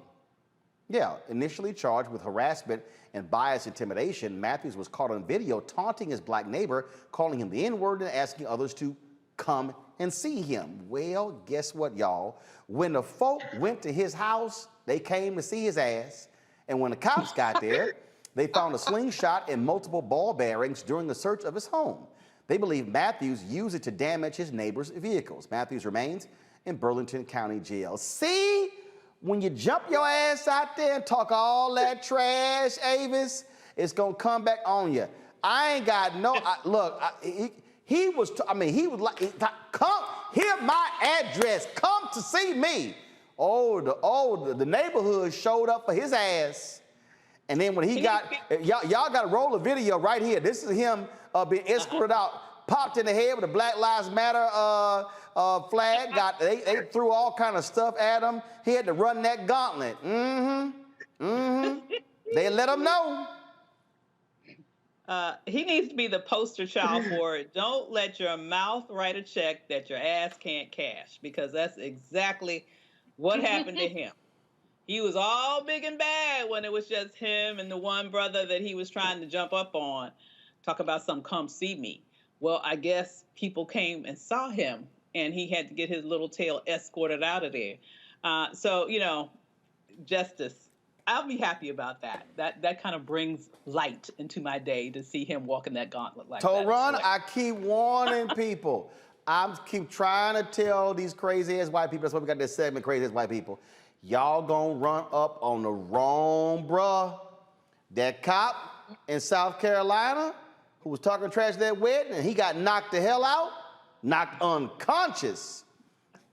Don't say Uncle Roro didn't warn him. Oh, no. You know, it kind of reminds me of that skit on Kendrick Lamar's To Pimp a Butterfly. It's like, I thought you was gangster. You know what I mean? If you're going to run your mouth, and if you're going to tell people, if you're going to pull up on somebody who's a neighbor of yours who's not bothering you, and you're going to come at them with racial slurs, and not only come at him, somebody who's not bothering you, and you're going to put your address out, and then it gets to social media, he must not know how social media works. There's people who sit on social media all day looking for fights. You know what I mean? So the fight came to him and he wasn't ready for that. So at the end of the day, you know, if you're not willing to back up the stuff you talk, that's just common street logic. If you're not willing to rock with the things you say, keep your mouth shut. I mean, why come you didn't run out of this house and fight? You said you gave everybody an address. Why you wasn't ready for the smoke? It's funny to me. Hey, Julian, like my man said, the entertainer said, black people say, I wish they would. Well, and guess what? Now he's sitting in jail. I bet he in solitary confinement because a whole bunch of brothers probably saying, what your ass got to say now? Yeah, we came to see you. We came, we saw, we conquered, dude, and we'll come back again. I've just been laughing. This whole thing is hilarious, but it's the kind of hilarious that needs to teach racist, ignorant white folk a lesson. Keep your mouth shut. Let me repeat myself. Keep your mouth shut. You may have thought the N-word, but you don't have to say it. And if you say it and you put your address out there, move. Only thing you can do now is move. I'm with Avis. I mean, it cracked me up. I mean, I will play this over and over again just as a spin wheel whenever I'm in a bad mood. Just play this and say, Hey, what? But they need to be glad that the Black Panthers were nowhere nearby. Would they be glad that it's not back in the day in the 70s when not only the brothers but the sisters would have been out there frying his behind up? What your mom and daddy say growing up? Don't write no checks your ass can't cash. So he bankrupt. He bankrupt. All right, y'all, gotta go to a break. Don't forget to support us every way possible. If you're watching us right now on YouTube, Facebook, Periscope, Twitter, please hit that like button so more people can see us. Go to my iPad first, please. If y'all want to support us, a lot of y'all, you know what? And normally I do shout outs to folks who give us $50 or more. But these are the people, man, this is why I love y'all. Y'all give immediately. So, I mean, in the last break, Edward Little, Wesley Carter, Arturo Morgan, Tina Paul, Krista K. Watson, Camille Yelverton, let's see here, Gil, Valerie Giscard, Nachako, Shalia Ward, Jeffrey Oliver, Demetra. All of y'all gave literally in the last 20 minutes to Roland Martin Unfiltered. This is our Cash App, $RM Unfiltered. $RM Unfiltered. Put up, I'm gonna show you right now, here are the fraudulent accounts. I want all of you with Cash App, I want y'all to report every single one of these accounts. We want to get all of them shut down. They are literally fraudulent, trying to steal from us, trying to steal your money. $RM, it's the bottom line. That's the bottom is the actual Cash App. They're literally using our logo. These three were created all in January 2021. I just found out over the weekend about that. And so I want y'all to report this one right here. I want y'all to report $RMUNF. I want you to report $RMUNFI. I want you to report $RMUNFIL.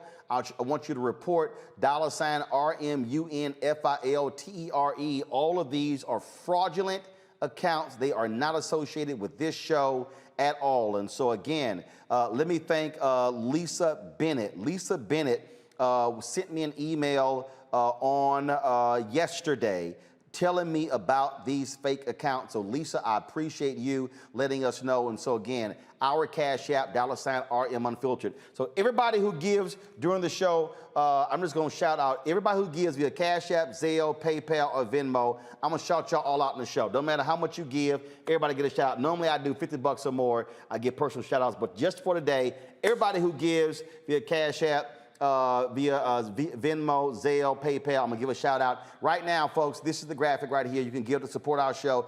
Every dollar you give to support what we do. Cash App, $RM Unfiltered, Venmo.com/RM Unfiltered, PayPal.me/R Martin Unfiltered, and then Zelle is Roland at RolandSMartin.com and Roland at RolandMartinUnfiltered.com. When we come back, Roland's Book Club, we're gonna talk about the great demographic illusion. America is supposed to be majority people of color by 2043. Does that mean people of color are going to be in charge? Or does it mean that one group, white Hispanics, might be more white than brown? We'll break it down with the author. Next on Roland Martin Unfiltered. White supremacy ain't just about hurting black folk. Right. We got to deal with it. It's injustice. It's wrong. I do feel like in this generation, we've got to do more around being intentional in resolving conflict. You and I haven't always agreed. Yeah. But we agree on the big piece. Yeah. Our conflict is not about destruction. Conflict's going to happen.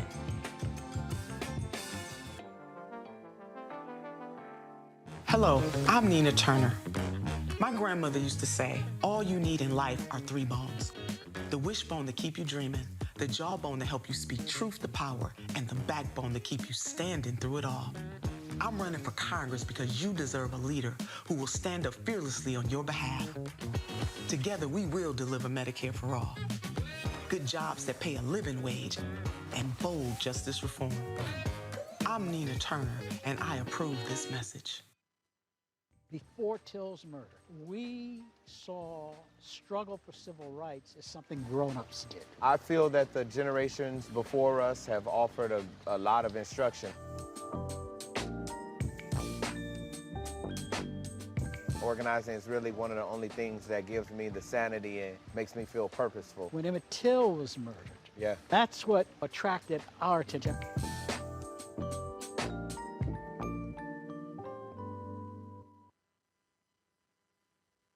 Hey everybody, it's your man Fred Hammond. Hi, my name is Brescia Webb, and you're watching Roland Martin Unfiltered. Ow. Well, I like a nice filter usually, but we can be unfiltered.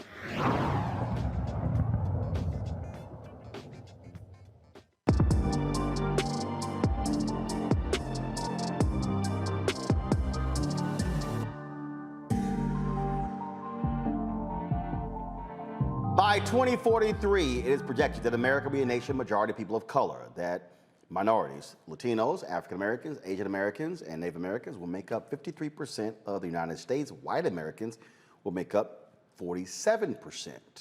Now, we talk about that. We talk about that within the context of white fear, what's driving a lot of these white Americans, who's going to have power. My next guest says, not so fast. Richard Alba has a book called The Great Demographic Illusion, Majority, Minority, and the Expanding American Mainstream.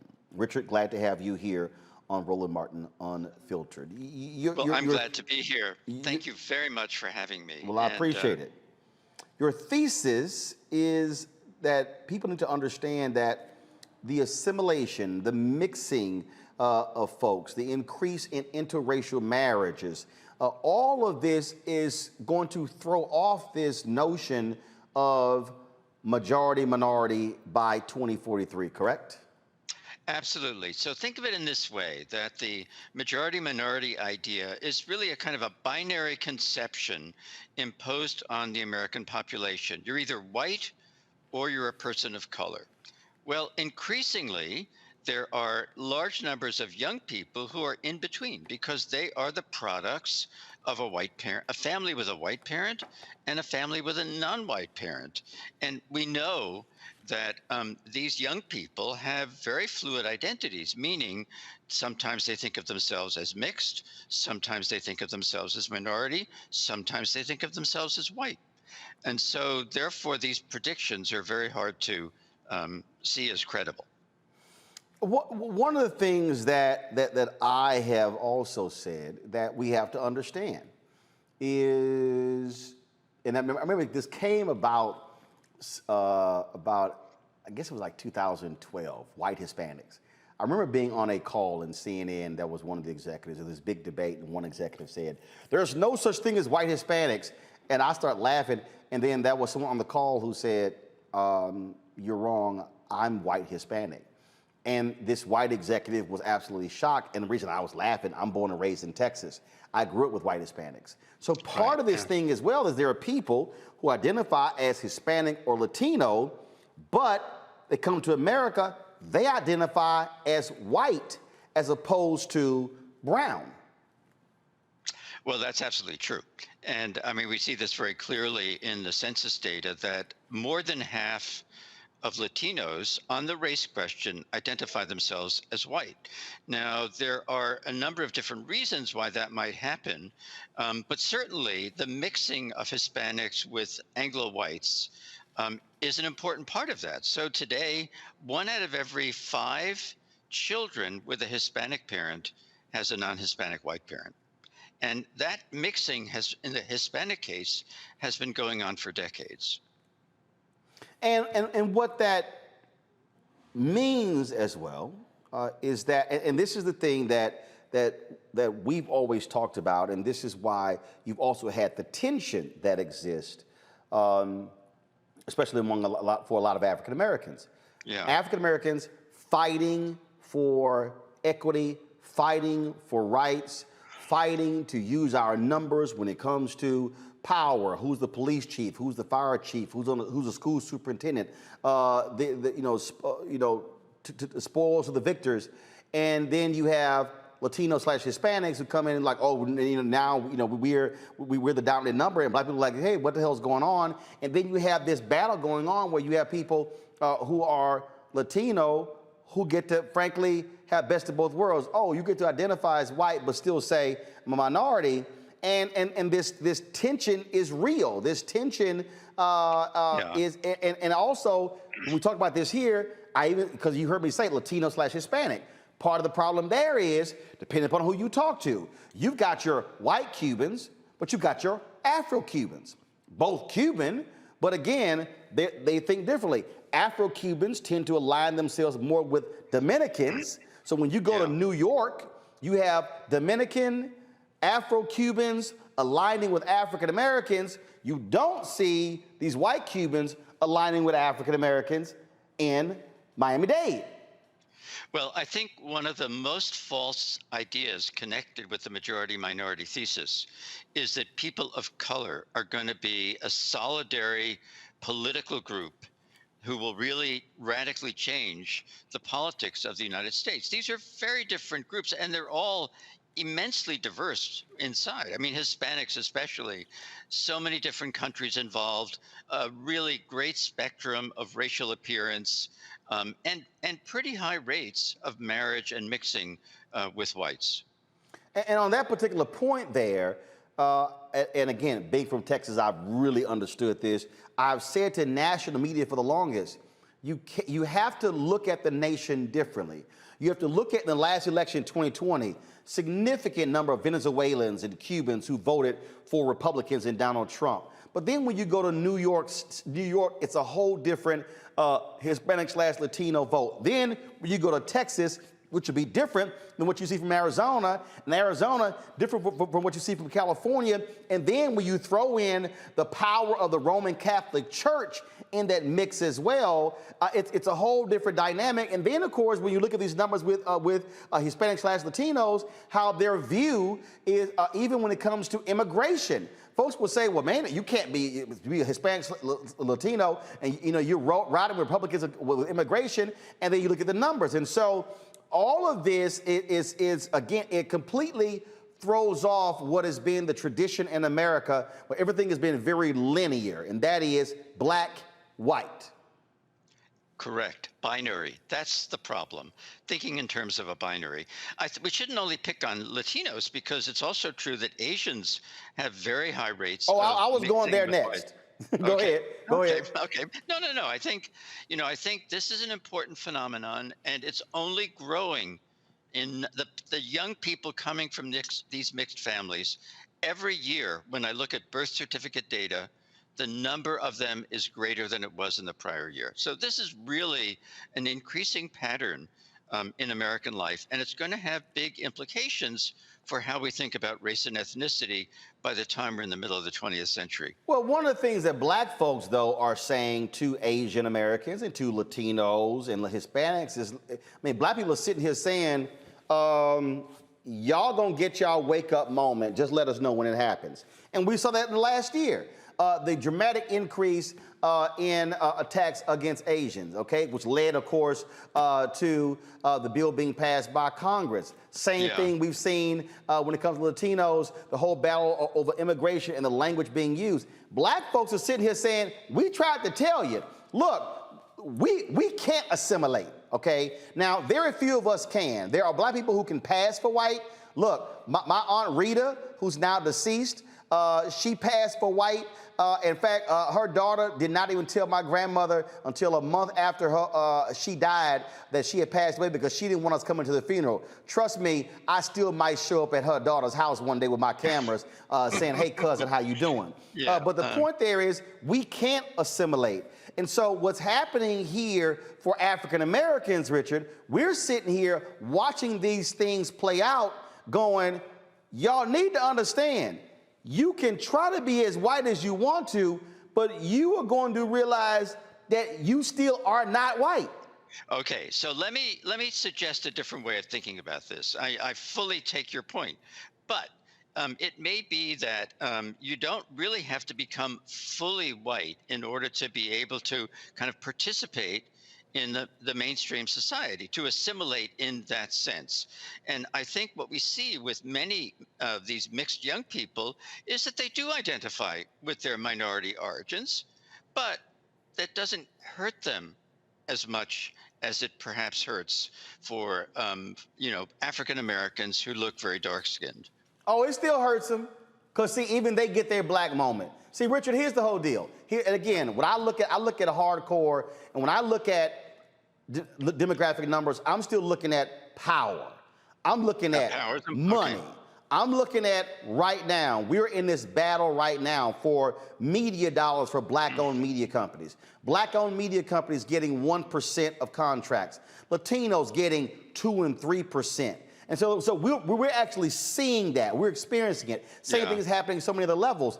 And so the battle that is going on really is, okay, sure, folks are marrying one another. Sure, you're seeing an increase in interracial marriages. But the question is, from a policy standpoint, how are people identifying? And the reality is there are people who identify with whiteness in terms of how they look at, again, political decisions and how they impact people. That's where I think this thing is really murky. And the challenge is, all right, you may say, hey, I'm biracial, but are you still are going to be in a situation where are you advancing, again, based upon your resume, based upon the content of your character, as opposed to a racial dynamic that we understand is still at play? Okay, so one thing that needs to be pointed out, and I don't want to gloss over the points you're making. Go ahead. And say, but if you look at the top of the U.S. workforce, it's becoming much more diverse. There's a huge change taking place because guess what? There are not enough qualified whites to fill the positions that are opening up at the top of the workforce. So increasingly, we have people of color, people from mixed backgrounds rising to those positions. Now, are they being treated entirely fairly? I don't know. But I think the power structures are starting to change. Now, you've been talking a lot. I've been watching your show and enjoying it very much. And you've been talking a lot about, the Republicans basically retreating to a white base. And that is a real phenomenon, absolutely. But I think we shouldn't take it for granted that the fact that there are more people of color means that therefore that power dynamic is going to shift in the Democrats' favor. Yes and no, which is one of the reasons why the Republicans had a clear focus controlling the courts, which is why, again, the kind of people they put on, Mitch McConnell was very clear. They wanted to appoint people who were 35 to 45. They appointed no black appellate judge. I mean, Donald Trump, I think the number was 5 or 6 black judges total. I mean, so they basically were appointing white folks. They were appointing young white people who they wanted to be on the courts for the next 30, 40, and 50 years. I'll bring my panel in here for questions for you as well. Sure. The thing I do want to ask you, though, is that when you were doing this here, it's one thing to look at the numbers just from a demographic standpoint. Of course. It's another thing to then look at how folks are falling when it comes to on these issues, and what we also are seeing, especially when you begin to look at abortion, when you look at immigration, when you look at again these hot button issues. What did you discover in terms of how this browning of America, how that is playing out on those culture wars or those core issues for the GOP and Democrats? Okay, so one thing that I think is a useful kind of data about how people perceive things is Ian Haney-Lopez, who's a Berkeley law professor and very famous in the critical race literature for a great book called White by Law, did some interviews with Hispanics before the 2020 election to see how they were perceiving the issues and the candidates. To his great surprise, the majority of the Hispanics that he interviewed did not identify as people of color. They identified either as similar to the European immigrant groups, or they thought of themselves as he called them bootstrappers, people who by their own efforts were making it into the mainstream of American society. So think about that. That suggests really a very different political outlook for a lot of Latinos in the United States.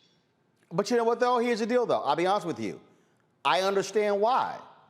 Because the reality is this here. If I came to America and saw how black folks are being treated, I'm like, man, I am not trying to be anywhere near them.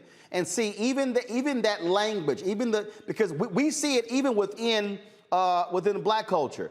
You saw a significant number of black immigrants who were supportive of Donald Trump. The Republican Party loves to go, pull yourself up by your own bootstraps. And folks like, yeah, that appeals to me. And we're sitting here going, Hell, they didn't pull themselves up by their own bootstraps. They got what they got because of government handouts, the Homestead Act, and the GI Bill as well. But again, the rhetoric is what is appealing to them, and so Republicans are able to speak that language. But in reality, I'm sitting there going, that's a hangout. Elon Musk is only a billionaire because he got tax incentives, not because he's this brilliant person. Yeah. But again, I'm not challenging what you're saying at all. I mean, I understand your point. It's valid, but it's still, we need to understand how people see their place in the society and what kind of politics comes out of that perception. And that's where the majority-minority thesis really falls down. Questions for our panel. Julianne Malveaux, I'll start with you. Question for Richard Alba. Richard Alba, first of all, congratulations on your book. I look forward to reading it. I think it will inform some of my work here at Cal State LA in the College of Ethnic Studies. I want to talk to you about anti-Blackness because what we know is that you've got this ethnic continuum of African American, Latino, Latinx, Chicanox, Asian American. They're not all the same, and as you mentioned, there is a fair amount of intermarriage and mixed folks, and that's on the rise. But the anti-Blackness seems to be at the core of the American identity. We see it almost everywhere, and no matter how we dilute the majority-minority theory, the core anti-Blackness stays there. What does your work and what do we say about this anti-Blackness, and is there a cure for it? Or must we continue the struggle, as my colleagues and I have talked about, through this entire program because of anti-Blackness? Okay, well, so I think that out of my thinking and work comes the idea that the immigrant experience, even when we're talking about people of color, is very different from the African American experience. And that the African Americans have faced racist barriers that have no equivalent for people of color who are the products of immigration. And in the book, I argue that that the country needs to confront the reparations question and to recognize that African Americans are going to need special help to overcome the barriers that have been placed in their way. I'm sorry that it's not a more hopeful message, but that is what I think is true. Toron, your question for Richard Alba. Mr. Alba, my question is, using some of the things you mentioned in your book and some of the phenomenon about immigrants and people of color and their attitudes towards African Americans, do you think that there's a resistance to having a conversation about the special circumstances that African Americans are dealing with because they're people who are coming into this country trying to assimilate with what they see as whiteness and they don't really want to have that conversation? First of all, the book did not deal with anti-Blackness, so I can't really say that I understand or know kind of what level of anti-Blackness there might be among other minorities in the United States. It's my hope that a different way of telling the American narrative, not the majority-minority story, which is divisive, and as we know on the right has given rise, to things like replacement theory, which is being used to gin up white anxiety and white support for the Republican Party, but that a narrative that allows everyone to buy in to some extent will create room for African Americans too to move up in the way that Latinos and Asians seem to be doing. All right, Avis, your question for Richard Alba. Yeah, I'm really intrigued with the direction of your book as you've laid out here, because I, for a while, have, questioned the Democratic approach towards the Latino vote based largely, quite frankly, on some of the things that you're pointing out here. I don't understand why people are so shocked to see such a large proportion of the Latino vote supporting Republicans, even in a Trump era, if they were to sort of take into consideration what you're saying here. I would argue if you specifically look at Cubans, for example, and others who, as you mentioned, have a more light appearance, I would argue that there is a predisposition to identify as white and to, therefore be more likely to have these political leanings. Given that, what do you think about sort of the strategy of a Democratic Party, which to me, it seems as if they continue to invest in a Latino community to the extent in which it sounds like to me they almost are expecting to win a proportion of the Latino votes that is more commiserate to the proportion that they receive in the African American vote, which I believe they get more bang for their vote, bang for their dollar with regards to their Black investments with regards to voter turnout than they do with regards to their Latino investments when we speak to voter turnout, because they lose such a large proportion, up to a third or more, to the Republican Party. Any thoughts about that?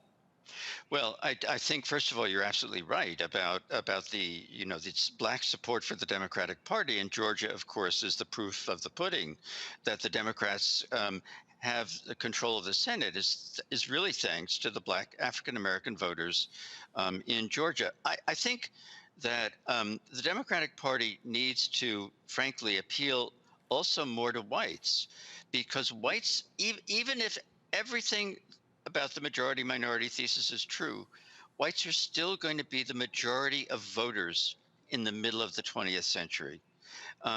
So we need more attention to class issues, I think, on the Democratic side in order to have greater appeal throughout the white population. Currently, the Democrats are favored by highly educated whites, which are an important group, but it's hardly a majority. Well, but Richard, but the reality is this here, and that is no Democrat has won a majority of the white vote since LBJ in 1964, and that's because the Democratic Party chose to embrace civil rights. So the reality is, if Democrats get 42, 43, 45% of the white vote, hey, they're doing an amazing job, and so that's really on white voters. So Howard Dean actually had nailed it in 2004 when he said, hey, Republicans hit God gave guns. So it's not really about the policy. Like you had some broke white folks in Kentucky was saying, man, after Trump won, I hope I lose my Affordable Care Act. And I'm sitting there going, but you idiots just voted for Trump and a Tea Party Republican who both campaigned on getting rid of the Affordable Care Act. So part of the problem is that a lot of white voters in this country, especially those with no college degree, they actually been voting against their own interests, which is part of the problem. Last question for you. I'll ask you this here. Can I just say one thing? Go ahead. And I think that, so the Democrats won the presidency, and we're glad about that. But in the 2020 election, which was a high turnout election, which supposedly favors Democrats, they barely held on to Congress, even though, their presidential candidate got 7 million more votes than the other guy. But that's no shock. I think we're a divided country. We need to look at every corner of the voting populace to figure out how to get more votes. Well, but the problem is actually not even getting more votes. The reason Democrats barely held on is because Republicans have controlled southern states and legislatures. There are 99 legislative bodies right now in America. Republicans control 61. They control 31 governor's mansions. And so the problem has been gerrymandering.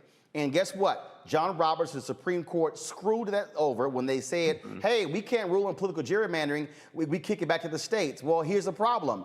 They've gerrymandered the state Supreme Courts. And so the Republicans have guaranteed themselves control. Even right now, because of the census, Republicans control the House and the Senate in Texas and Florida. In Texas and Florida alone, they could gerrymander themselves into the victory in the House of Representatives. And so it's not, so if you look at the numbers, Democrats actually win more votes. They showed, but gerrymandering was so bad in Wisconsin that if Democrats won 55% of all votes in the state, they would still be in the minority in the legislature because they have gerrymandered the districts so difficult. That's why the For the People Act is so important, because it deals with gerrymandering and setting up independent commissions to actually draw fair districts. Good point. The last question I have for you, and I ask every author this, is very simple. what was a wow moment for you when you were doing this book? What was that moment where you went, wow? Okay, the wow moment was when I realized just how high the number of people, young people from mixed backgrounds is becoming, and that it's going to continue to increase in the future. This is really the future of the United States in some ways, is mixing. Right, which is what the one thing a whole bunch of white folks in America feared this whole point, and it is changing. And but the thing here that I'm looking at is folks are mixing, but I'm still interested in terms of how are they looking at the issues, how are they sort of breaking these things apart. And so 2022 and 2024 is going to be real interesting. And I keep making the point, Richard, that this was not about Trump. It wasn't about the next 8 years. This is going to be a battle for the next 50 to 100 years because race is still a major issue in the United States of America. There's no way of disputing that. That is clearly true. Folks, the book is called The Great Demographic Illusion, Majority, Minority, and the Expanding American Mainstream by Richard Alba. Richard, I appreciate it. Thanks a lot. Thanks you, Roland. Thanks very much for having me. Bye. Gonna go to a break here. When we come back, we'll talk with Jim Jones about vegan meat. What the hell is vegan meat? Let me do this here though. Y'all been showing out, and so I want to give a shout out to the people who have been giving during the show. I told y'all these are the fake Cash App accounts. Report every single. These people are scum of the earth. In fact, one guy just sent me a tweet, and he had given this account right here $100 this year, and this account right here $100. He realized he was given to the wrong account, and so folks, if you're going to support us on Cash App, it's $RM Unfiltered, not the top line. It's that bottom line. They're using our likeness and name. I have already emailed Cash App. I've already hit them on Instagram and Twitter, DM them. I want all of you to go to your Cash App and report every single one of these thieves. These are con artists who are trying to steal money from this show, from you. And so report now, $RMUNF. Report $RMUNFI. Report $RMUNFIL. Report $RMUNFILTERE. All of these are scam, fake, Cash Apps. They have nothing to do with this show. Our Cash App on this show, folks, is $RM Unfiltered. This is it right here. This is our QR code. This is it, $RM Unfiltered. Okay, let me give a shout to the people. You can put the other graphic up. Danielle, thanks a bunch for giving. I appreciate it. Let's see here. Matthew, Derek Street, Straight Up No Chaser, Eric Hicks, Timothy Williams III, Jesse Bryant, Latonia Newton, Joel Clark, Taisha Munnerlin, Delise Ingram, Carol Long, Norvell Molex Jr., Brian, Santeresa David, Shaman 318, Nakisha Stanfield, Judith Davis, Shanitha Harris, Cheryl St. John, Taj, Andrew Browning, let's see here, Jacqueline Crowder, 6 a.m., Perel Easterwood, let's see, Eric Mayweather, Jeffrey Lewis, Devontae Johnson, Yvette, that was a big one, Yvette. I appreciate that, Yvette. McClanahan, Enrique Goodwin, Angela Airline, Freddie Ray, Marlene Lewis, Angela Wilkinson, Chiquita Wallace, Darnita Lee, Delois McKeever, Derek Holcomb, Jacqueline Conley, David Brown, Colette Joan Warren, Portia Bright, James O'Kelly, Vakiti Gottlieb, I appreciate it as well. Edward Little, Wesley Carter, Arturo Morgan, Tina Paul, Gregory Kelly, Krista K. Watson. Let's see here. Let me go to the top here because y'all were literally, let's see, McClanahan. There we go. So as I said, Gregory Kelly. So I appreciate all of y'all literally giving just right now. Again, Cash App, $RM Unfiltered, PayPal.me/R Martin Unfiltered, Venmo.com/RM Unfiltered, Zelle is Roland at RolandSMartin.com. And then just in, literally, Chris Nelson, Ken Jones, and Wright as well, Felicia Tucker. Thank you so very much. I feel like Jerry Lewis at the telethon. That's what I feel like. But I appreciate it. Samoto Dabney, thanks a lot as well. Man, y'all are showing the love for the show. This is why we do what we do. I cannot wait. First of all, when y'all see this studio, when we are done, it's gonna blow y'all away. And I need y'all to understand, black set designer, black-owned company. New lighting, black-owned company. Our entire control room being built out, black engineering company. Remember that black drapes company we had on the show? Well, they're making our green screen. And so your dollars, we are actually doing black empowerment, black economic social justice with our resources. All of this is being done with black-owned companies, and so that's why you got to support Roland Martin Unfiltered with the correct Cash App, $, report those scam artists now. Let me go to a break. When we come back, Jim Jones. Back in a moment. When you study the music, you get Black history by default. And so no other craft could carry as many words as rap music. I try to intertwine that and make that create whatever I'm supposed to send out to the universe. A rapper, for the longest period of time has gone through phases. I love the word. I hate what it's become, and to this generation, the way they visualize it. Its narrative kind of like has gotten away and spun away from, I guess, the ascension of black people.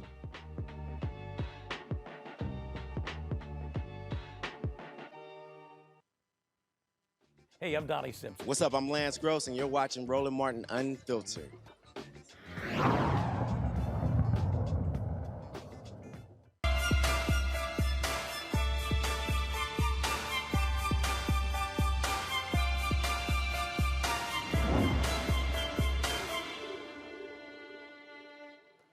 All right, folks, what the hell is vegan meat? Have y'all seen that going around? I can't even. Oof.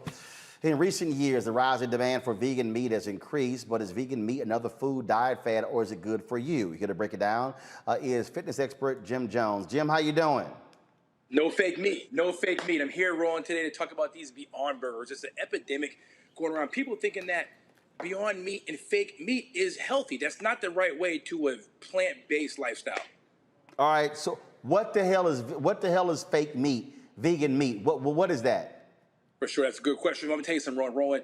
These Beyond Burgers, they have about 22 ingredients inside of them. So people don't understand what you're eating is a science project. And one of the biggest things that I see people talk about is they think that their blood is beet juice. It's not.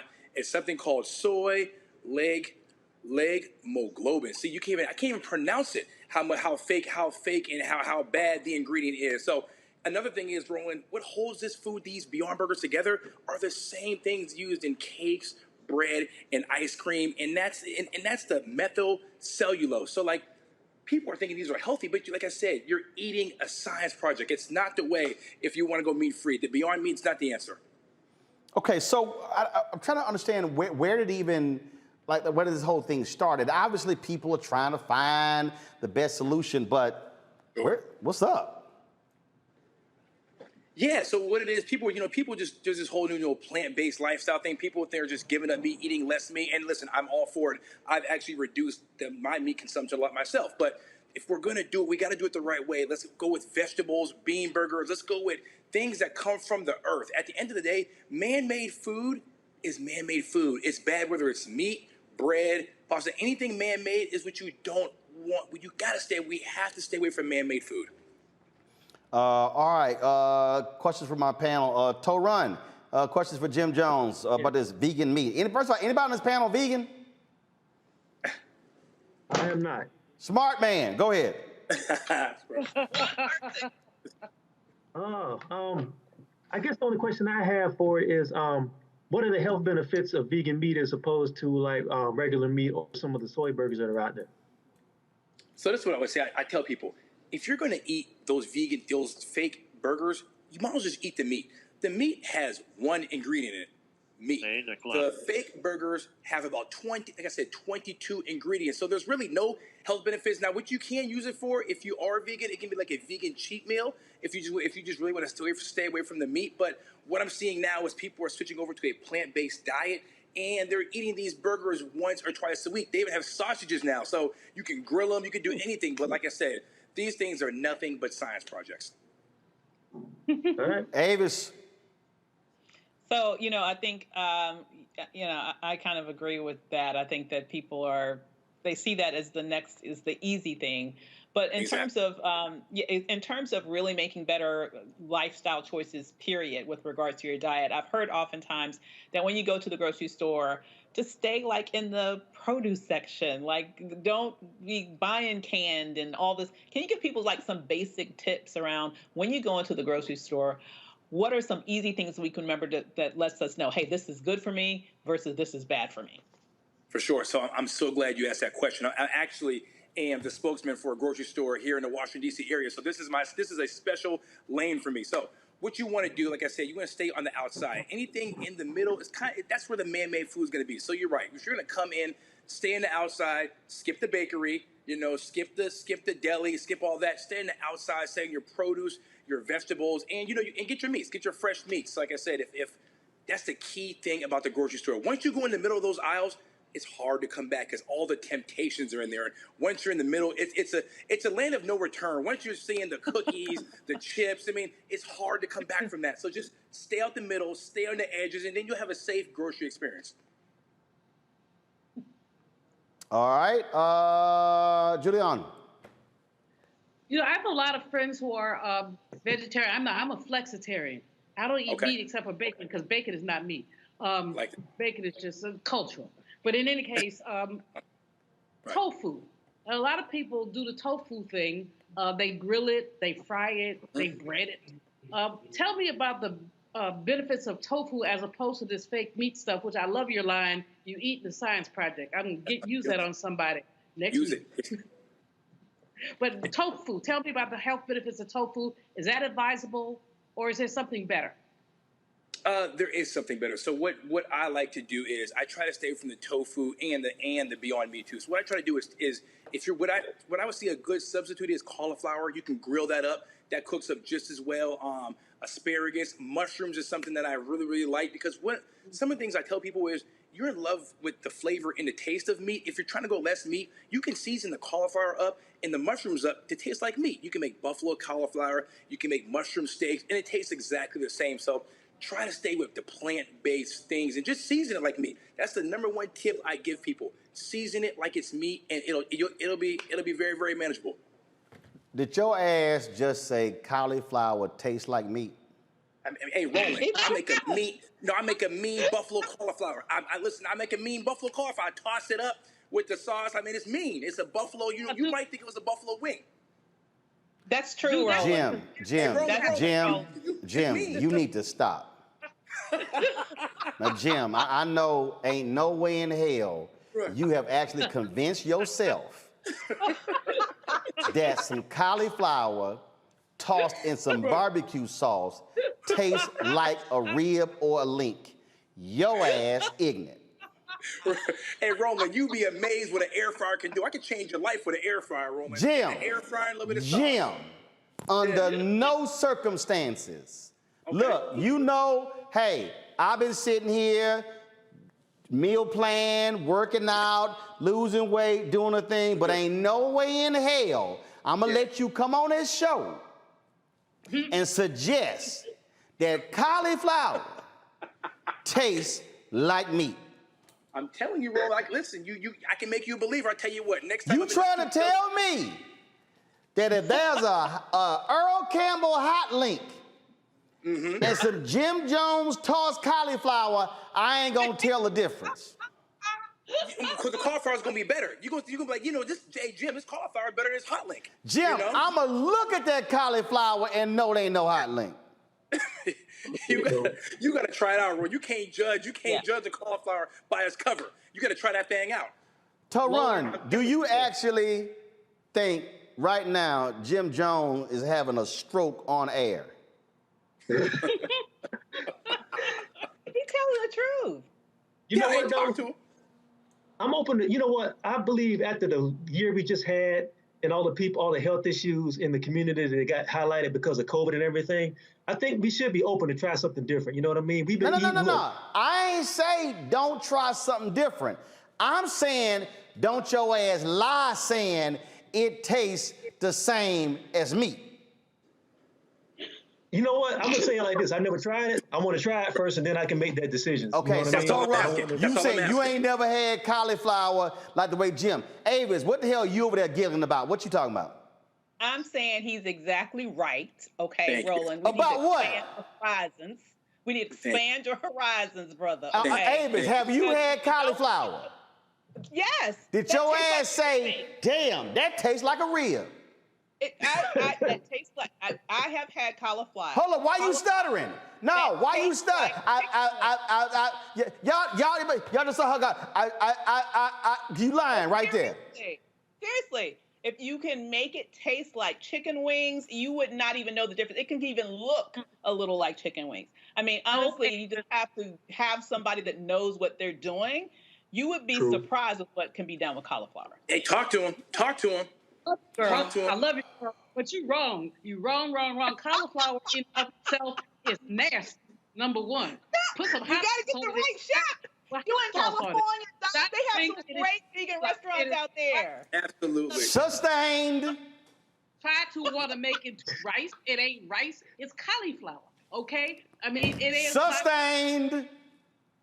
You know, like I said, I stand with you and I won't say anything, but not no buffalo cauliflower. No to the no. All I'm saying, just say it tastes like cauliflower. When your ass, man, it tastes just like me.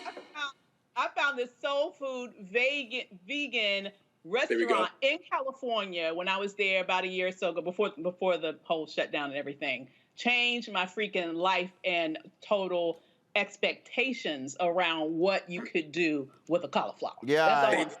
Thank you. It will blow your mind. Yeah. I would text me the name of the restaurant, but I ain't going. Precisely. All right. Jim. Listen, Roland, tomorrow what I got to do, I'm going to get on my Instagram and I'm going to make this cauliflower. They can follow me at GYMJONEZ and see this world famous cauliflower. And Roland, best believe, I'm tagging you, brother. You're going to see this cauliflower. I'm going to change your life with an air fryer and some buffalo sauce. Yeah, okay. All right. Why don't you tag Toe Run 2 and Avis and Julian so we can all say you must be out your mind talking about it tastes like meat. All right. Yeah, I'll look forward to that tomorrow. Yeah, all right. Yeah, okay. All right, folks. I told y'all, folks, we've been calling out these scammers. These are the scammers. I want every single one of y'all to report these Cash App scammers. They have literally been stealing money from our followers. One brother he just hit me and said he had given $100 over this year, and he's reported them. So we call on Cash App to return all the money that people have given over this year. And so $RMUNF, fraudulent, fake account. $RMUNF5, fake account. $RMUNFIL, fake account. $RMUNFILTERE, fake account. Let me thank Lisa Bennett. She emailed me yesterday, let me know about these fake accounts, so I certainly appreciate it. Thank you so very much. If y'all want to support what we do, of course, y'all can go to our unfiltered Cash App, $RM Unfiltered. I told y'all, that's it right there. Of course, Cash App, $RM Unfiltered, PayPal.me/R Martin Unfiltered, Venmo.com is /RM Unfiltered, Zelle is Roland at RolandSMartin.com. Let me give a shout out to Chris Valmore, Jonathan Pearson, Jeffrey Dale Henaway. Let's see here. Also, Yativa Prather, Linda Williams, Brandon Wilson, Riz, Deborah Carson. Let's see here. Herbert Chambers, Cordell, Shalinda Lewis, Shannon Smith, Craig Wilson, Marcus Goodner, Cordell McMillan, Antonio Welch. Let's see here. I think somebody else gave. Let me I'm looking for it. Because, man, y'all were hooking us up today. I certainly appreciate it. Thank you so very much. Normally, I give shout-outs to $50 or more, but I just decided to do a little special today so we can beat these scammers. Again, I want y'all to report every single one of these thugs for what they are doing. So we certainly appreciate it. That's it. So that's all the people who have given today. So thank you so very much, y'all. Again, all the money y'all give goes to support what we do to make it possible for us to do what we do. Also, hit that like button on YouTube so we can get boosted on our on the gram there. Tyreek Wesley, you just slid in there. I appreciate it. All right, how many of y'all have seen Toran, Avis, and Julian? Have y'all seen the craze on TikTok, Go Lay Down? I haven't. No. Are y'all serious? Oh my God. I'm not really a TikTok connoisseur. All right, so this thing has blown up. All right, check this out. Down. Yeah, yeah. Go lay down. Go.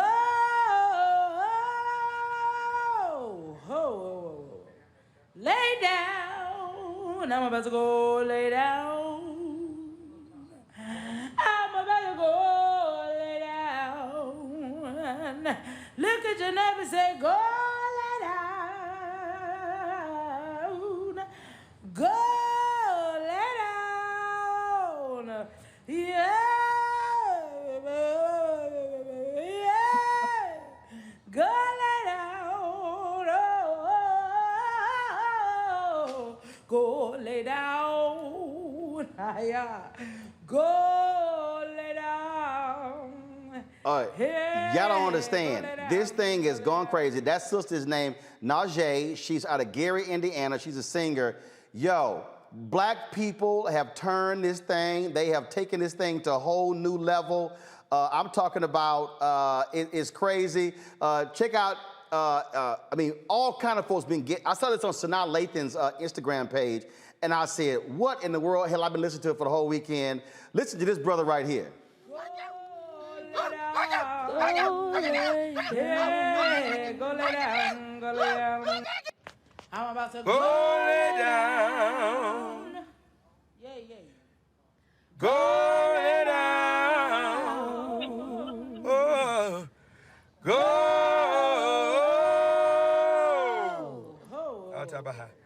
Lay down. I'm about to go lay down. I'm about to go lay down. Look at your neighbor and say, go lay down. Hey, glory, hallelujah. Go lay down. Yeah. Yeah. Go lay down. Go lay down. Go lay down. Go lay down. I saw Tony Run shaking his head, so even actor Keith David, other people, well, she is gonna be on the show tomorrow. More than 3 million likes, folks. So what happened is, folks they started singing to it. Then, I mean, it is totally blown up on TikTok. They on Instagram. And so we're gonna talk to her. I hit her on Instagram, she hit me back. We're gonna have her on the show tomorrow. But y'all, black people can turn anything into a Negro spiritual. And you know, I'm gonna show this last one before we go, because we're gonna show a few more tomorrow. Y'all gonna love this one. I know Julianne, the smoking preacher, she gonna love this one. Y'all watch this here. Go lay down. Hallelujah. Go lay Blessed be the name of our Lord and Savior. Go lay down, go lay down. Lay down. It's getting late in the evening. I know the sun is going. If you have your Bibles, turn with me to Ecclesiastes 4:9. And when you turn it over to him, you know you can just lay on down and just rest. Watch out there now. And the Bible reads, if you have it, read it from the King James. Lay down. Get on down. Get down. Get down.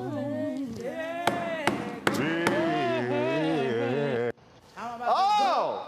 All right, y'all. We're going to have her on the show tomorrow to talk about how this thing is just totally blown up. I'm telling y'all, you put this on YouTube, y'all going to be listening to, and all they saying is go lay down.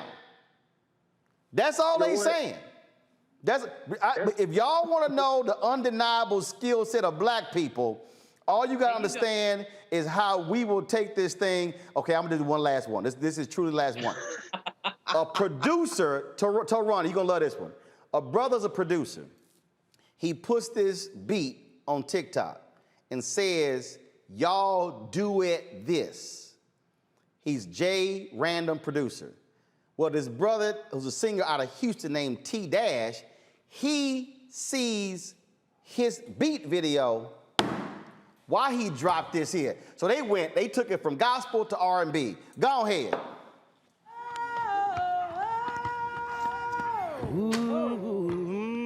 Lay down, lay down.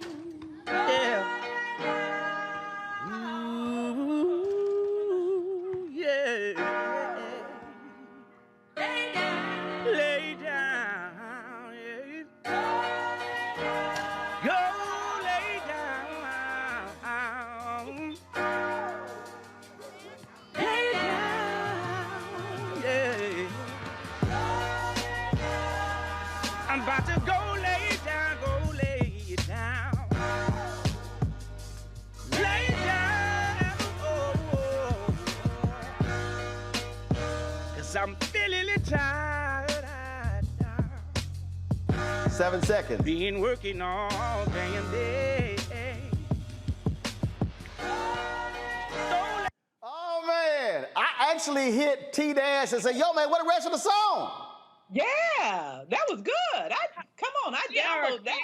Hey, black people can turn anything into something.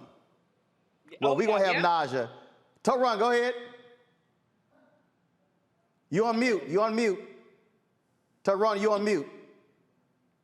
Okay, how about now? Go ahead. That's going to join Going Up Yonder and Trouble of the World is the homegoing song, or homegoing service music. Oh, Doc, let me tell you something. They killed it. It's been crazy, and so we're going to have her on tomorrow. And trust me, y'all, I've been listening to that for the last 4 days. Straight up. Y'all going to do it too. Y'all going to be, when this show's over, y'all going to be on YouTube, Instagram, or TikTok looking at all these. It's about 100 different versions now all over TikTok, Instagram, and YouTube. Y'all, we look forward to having Naja on the show tomorrow. Najee. And her Instagram is WHO_SHE_NAJE. So look forward to that tomorrow. Folks, that's it. Ron, Avis, Julian, I appreciate it. Don't eat that damn vegan meat. I don't give a damn. And leave that cauliflower because it ain't meat. I don't care what Jim Jones got to say. I'll see y'all tomorrow right here on Roland Martin Unfiltered. Also, Win Hogan, you see, I'm rocking your golf shirt. Normally he has his original T Golf Classic. In July, COVID ended it, and so I went ahead and decided to rock his golf shirt. I played it every year, and so I want to give my man Wendell some love. All right, y'all. I'll holler at y'all later. See you tomorrow.